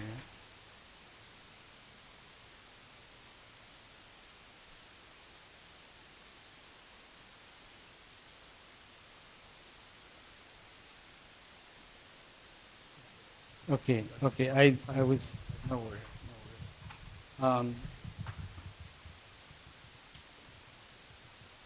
Okay, second,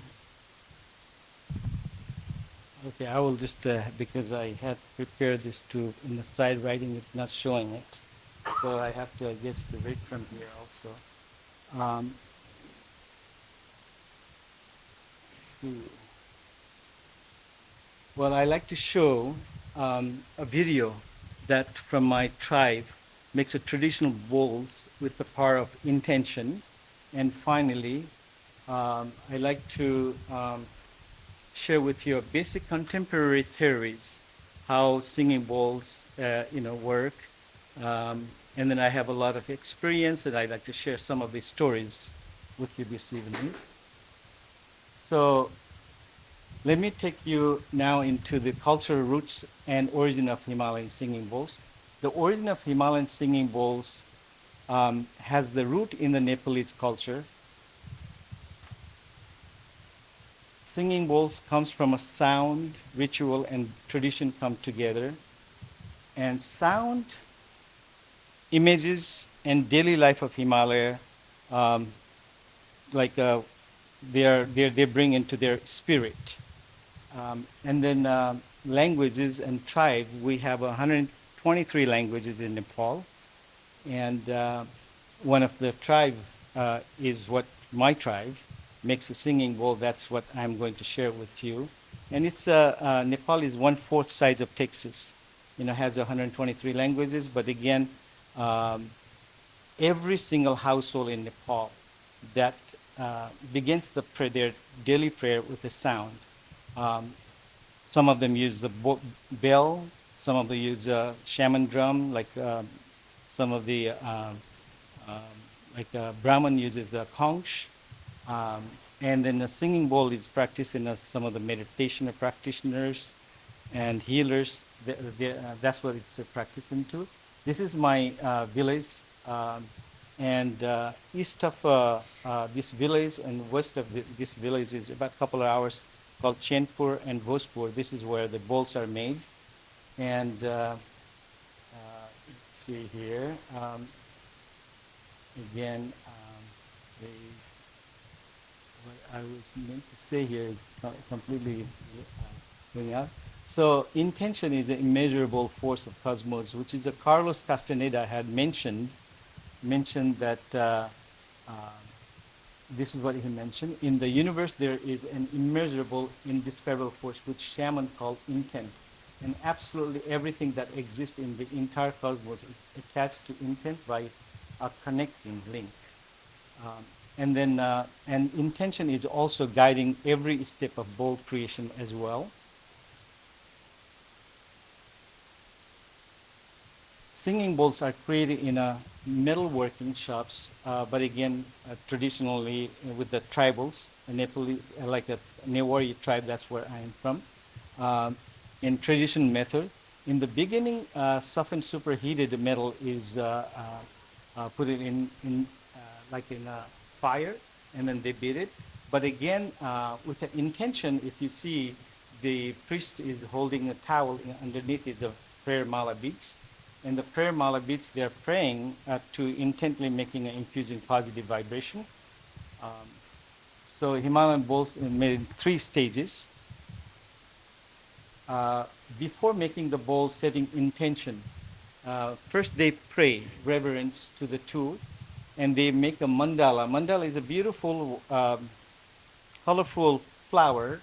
Flower meaning by, you know, like a powder. They make on the floor beautiful pattern. So unseen energy, positive energy, or divine come and sit. And that's for them like a cushion. And then they use a flower, radio powder with candle, which I will show you in a video.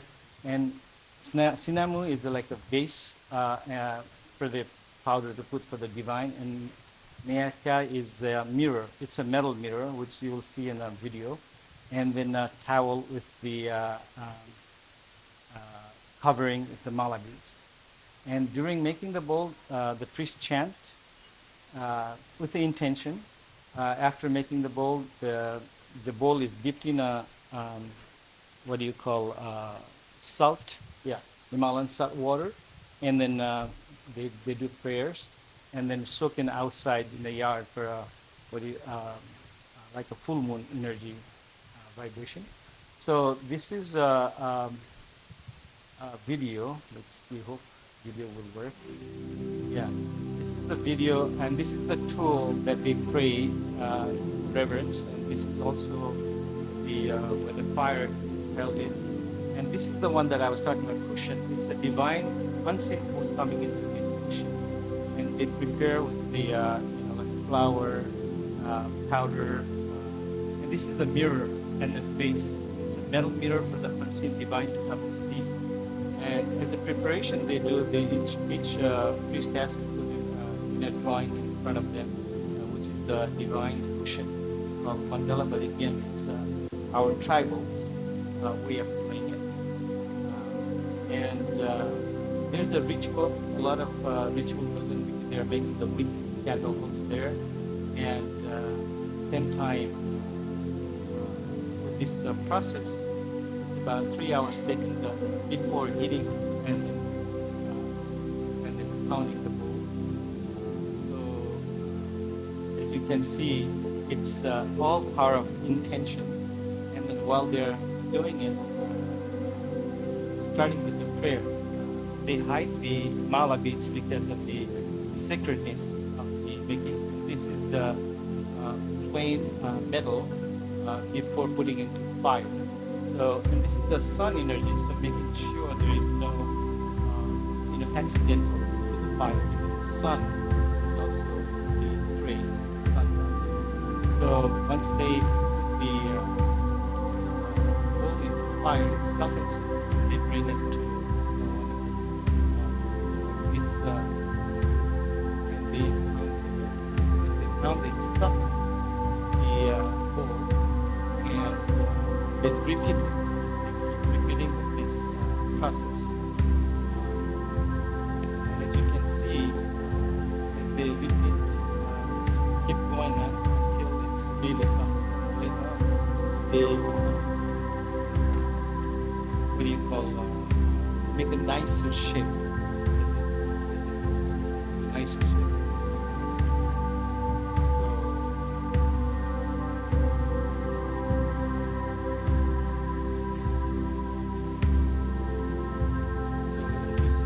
Playing nicer shape, right? So it takes a little longer. Yeah. So it's almost done. And then even because it's softened the metal, they even count like that. then more shaping.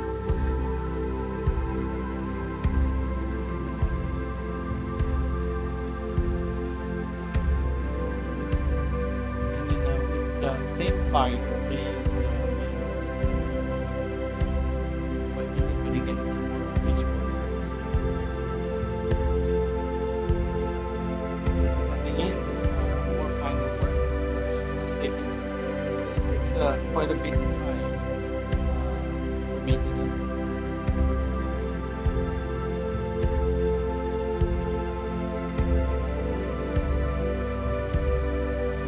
And afterwards, it's shiny, taking the dust out of it, so it's more like smooth. Back in when there was no right here, so just coming out.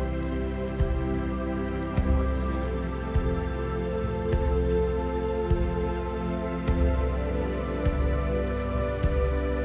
So this is the final making it, but again, once it's made, outside, so they even bring previous days, this full night for the ceremony.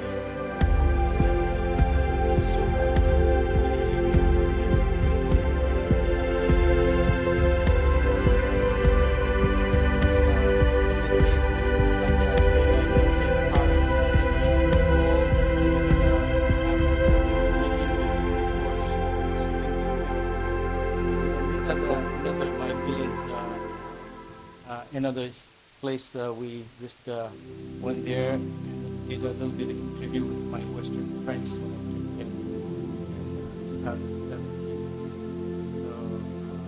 This is the last.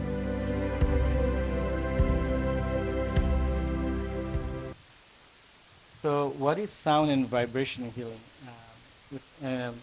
What is sound and vibration? Every one of us has a vibration that is the signature of our health and well-being. You could think of it as a natural result of the process that run our physical bodies and as well as mental, emotional, and subtle bodies.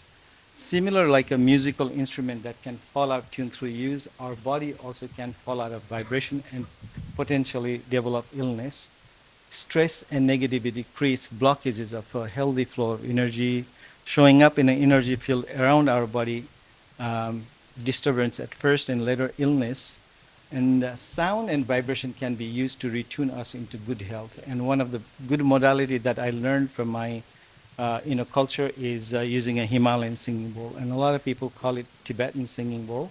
But again, where there's when we put our intention and the sound together, that's where the healing takes place. That's what we think of it. And then researchers at the University of Bonn, Germany, has found evidence in 30 separate studies that binaural beats effectively reduce anxiety by activating the parasympathetic nervous system, calming fight, flight, freeze, panic response. And we did about 36 studies in our school. Just the simple ones we did, like body temperature, blood oxygen saturation, heart rate. So this is how we did, meaning by Himalayan chakra. It's not like a Vedic chakra system. We do B as a crown chakra, F is a root chakra, C sacral, solar G, D heart chakra, A throat, and third eye E. So B, E, A, D, G, C, F. That's how laid out in the picture. And then we did 36 case studies. And out of 36 case studies, as you can see, the purple is the body temperature, which supports it. The temperature of in a reading is a drop, so it supports the relaxation. It's a little bit harder to see in the. Oh yeah, it's here. Yeah, so you can see the green was the oxygen level, going up, and then and a beat per minute down. So we have all these done, but again, here you can see the final result of the 36 is body temperature going down 47% and oxygen level going 44%. and heart rate is 89% down. That really tells us our parasympathetic nerve system works. And then because of timing, I will just share with you real quick success stories. The success stories is, the sound and vibration from the bowl produces sound resonance that can help profound effect on people's behavior also. One of the good stories that I have is a lady driving who could not drive. She had 3 children to take school. Once she get to highway, she would park in the emergency lane area because she couldn't drive and her family had to come. She did 3 sessions, and after 3 sessions, she was able to drive. And then story of and then the young man. We also had a few, anxiety and depression person also, and suicidal. Actually, the young man who came, 19-year-old gentleman who came with a wrist cutting, and he was a suicidal. And all we did 3 sessions. After 3 sessions, he started to talking, and then joining the college. And 6 months later, he brought his sister and father, and joined college. All these are beautiful stories for the anxiety. Elephant, I did an experiment with the sound and vibration from the bowl produces sound resonance that has a profound effect, not only people but even animals. So I did an experiment with the elephant. With the elephant, we did there was 2 babies that killed by the elephant mother, and then third one, 2 months prior giving the birth, the mahouts played the bowl for several months, and then when baby was born, she didn't kill. And also when the elephant taking a blood sample from an agitated elephant ear, 10 minutes when we played it, the elephant was not agitated. So it was a very smooth for the doctors to take the blood out. So it was a very good experiment. And then also, we also did an experiment, timing is okay, with a plant. So it's really nice saying it in a positive vibration, playing the bowl with a plant with an intention. Even house plant, saying I love you plant would come towards, and I hate you plants, it goes away. This is a beautiful experiment. So I just wanted to, usually I have a sample experience on the stage for people to feel with a 7-note bowl. Since we only have a limited time, I thought I would be doing this in like earlier days, so I could have in my booth sample. So now we'll do next time probably. And then so because of timing, I'll just go on to this intention. Our modern world is in challenging stage of a low frequency of imbalance. My intention is to bring this modality forward at a time when it is needed so much. The Himalayan singing bowls can help to release stress, retune, realign, and elevate the world. So, closing prayer is what I practice grows stronger. May I be filled with the loving kindness. May I be well. May I be peaceful and at ease. May I be happy. And then namaste and thank you.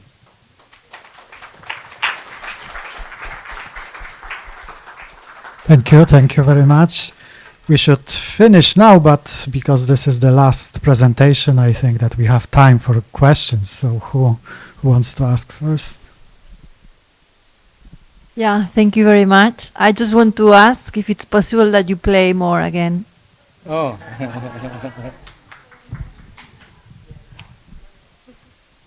Okay. Well, actually, this humming, you have to take a deep breath also, and that's why you really sink in. Go ahead and take a deep breath and hum.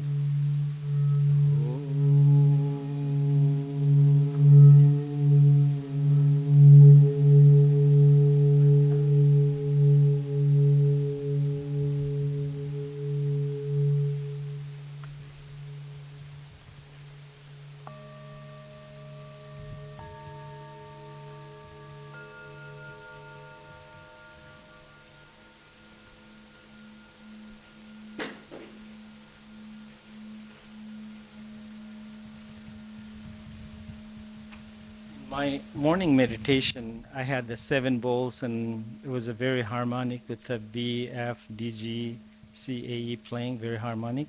But this is all I have here. So this is also pretty good. Yeah? So any other questions? Yeah. Thank, thank you so much. I wanted to ask if you only play with those singing bowls or with others, for example, with crystal balls, they're quite popular right now. But my question is, if so, do you feel there's different outcomes when you play those specific bowls that were intentionally built, created in the tribe environment and other types of? What environment? I'm sorry? In the environment that you showed at the beginning, where the tribes are praying for while they're building the bowls, and then there's a full moon ceremony, etc. Do you see that there's a different outcome when using those bowls or using other types of? Oh, exactly. I see. No, it's all intention, I would say, because of whether it's a prayed bowl or not prayed bowl, whether it's a 3 metal bowl or 11 metal bowl mixed, it really don't matter. It's all matters is your intent. So that's the most important. That's what my father taught me. What if I have the bowl that is not prayed, and you make it holy bowl? That's what he said. So yeah, it's like if you, when I got married, my father mentioned that if your wife is good lady, but what you say from your word also very powerful. Even though she's a good lady, you say bad words, she will turn into bad. If she is not so good lady, but you keep praising her, she will be good lady. So it's just the intent. Okay. Thank you. That was a great demonstration. Oh, thank you. And relaxing. Can you tell me, is the process of making a big bowl the same as a little bowl, and do the sizes of the bowls have any significance? I would say so, because especially, well, yes or no. Okay, the smaller bowl has a lesser vibration, so it's more is tuned to be sound only, meaning by you hear this sound, but bigger bowl brings good vibration, and you can put directly on the body, because our body made out of water and minerals, so we're essentially living crystal. When there is a ailment, like for example, just example, fibromyalgia, the muscle pain has a very bad what do you call pattern, not so good pattern, and that's the element. And when you bring that good vibration, which is from the bowl, and that's where the traditional people use the bigger bowl to put it in the body, and then dissipates the that bad frequency, brings the beautiful harmonic frequency, and that's what the healing takes place. So bigger bowl has a more vibration, and the smaller bowl don't. But again, the reality is our mind, both bowl is good for meditation. Thank you for that. I'm not quite sure how to express what I'm trying to ask, but do you think it's the bowl or just the intention? I think you might have already answered this, but could you do the same without the? Is the bowl just a vehicle for the power of the intention? Absolutely, because the sound in our culture, sound is a messenger. That's why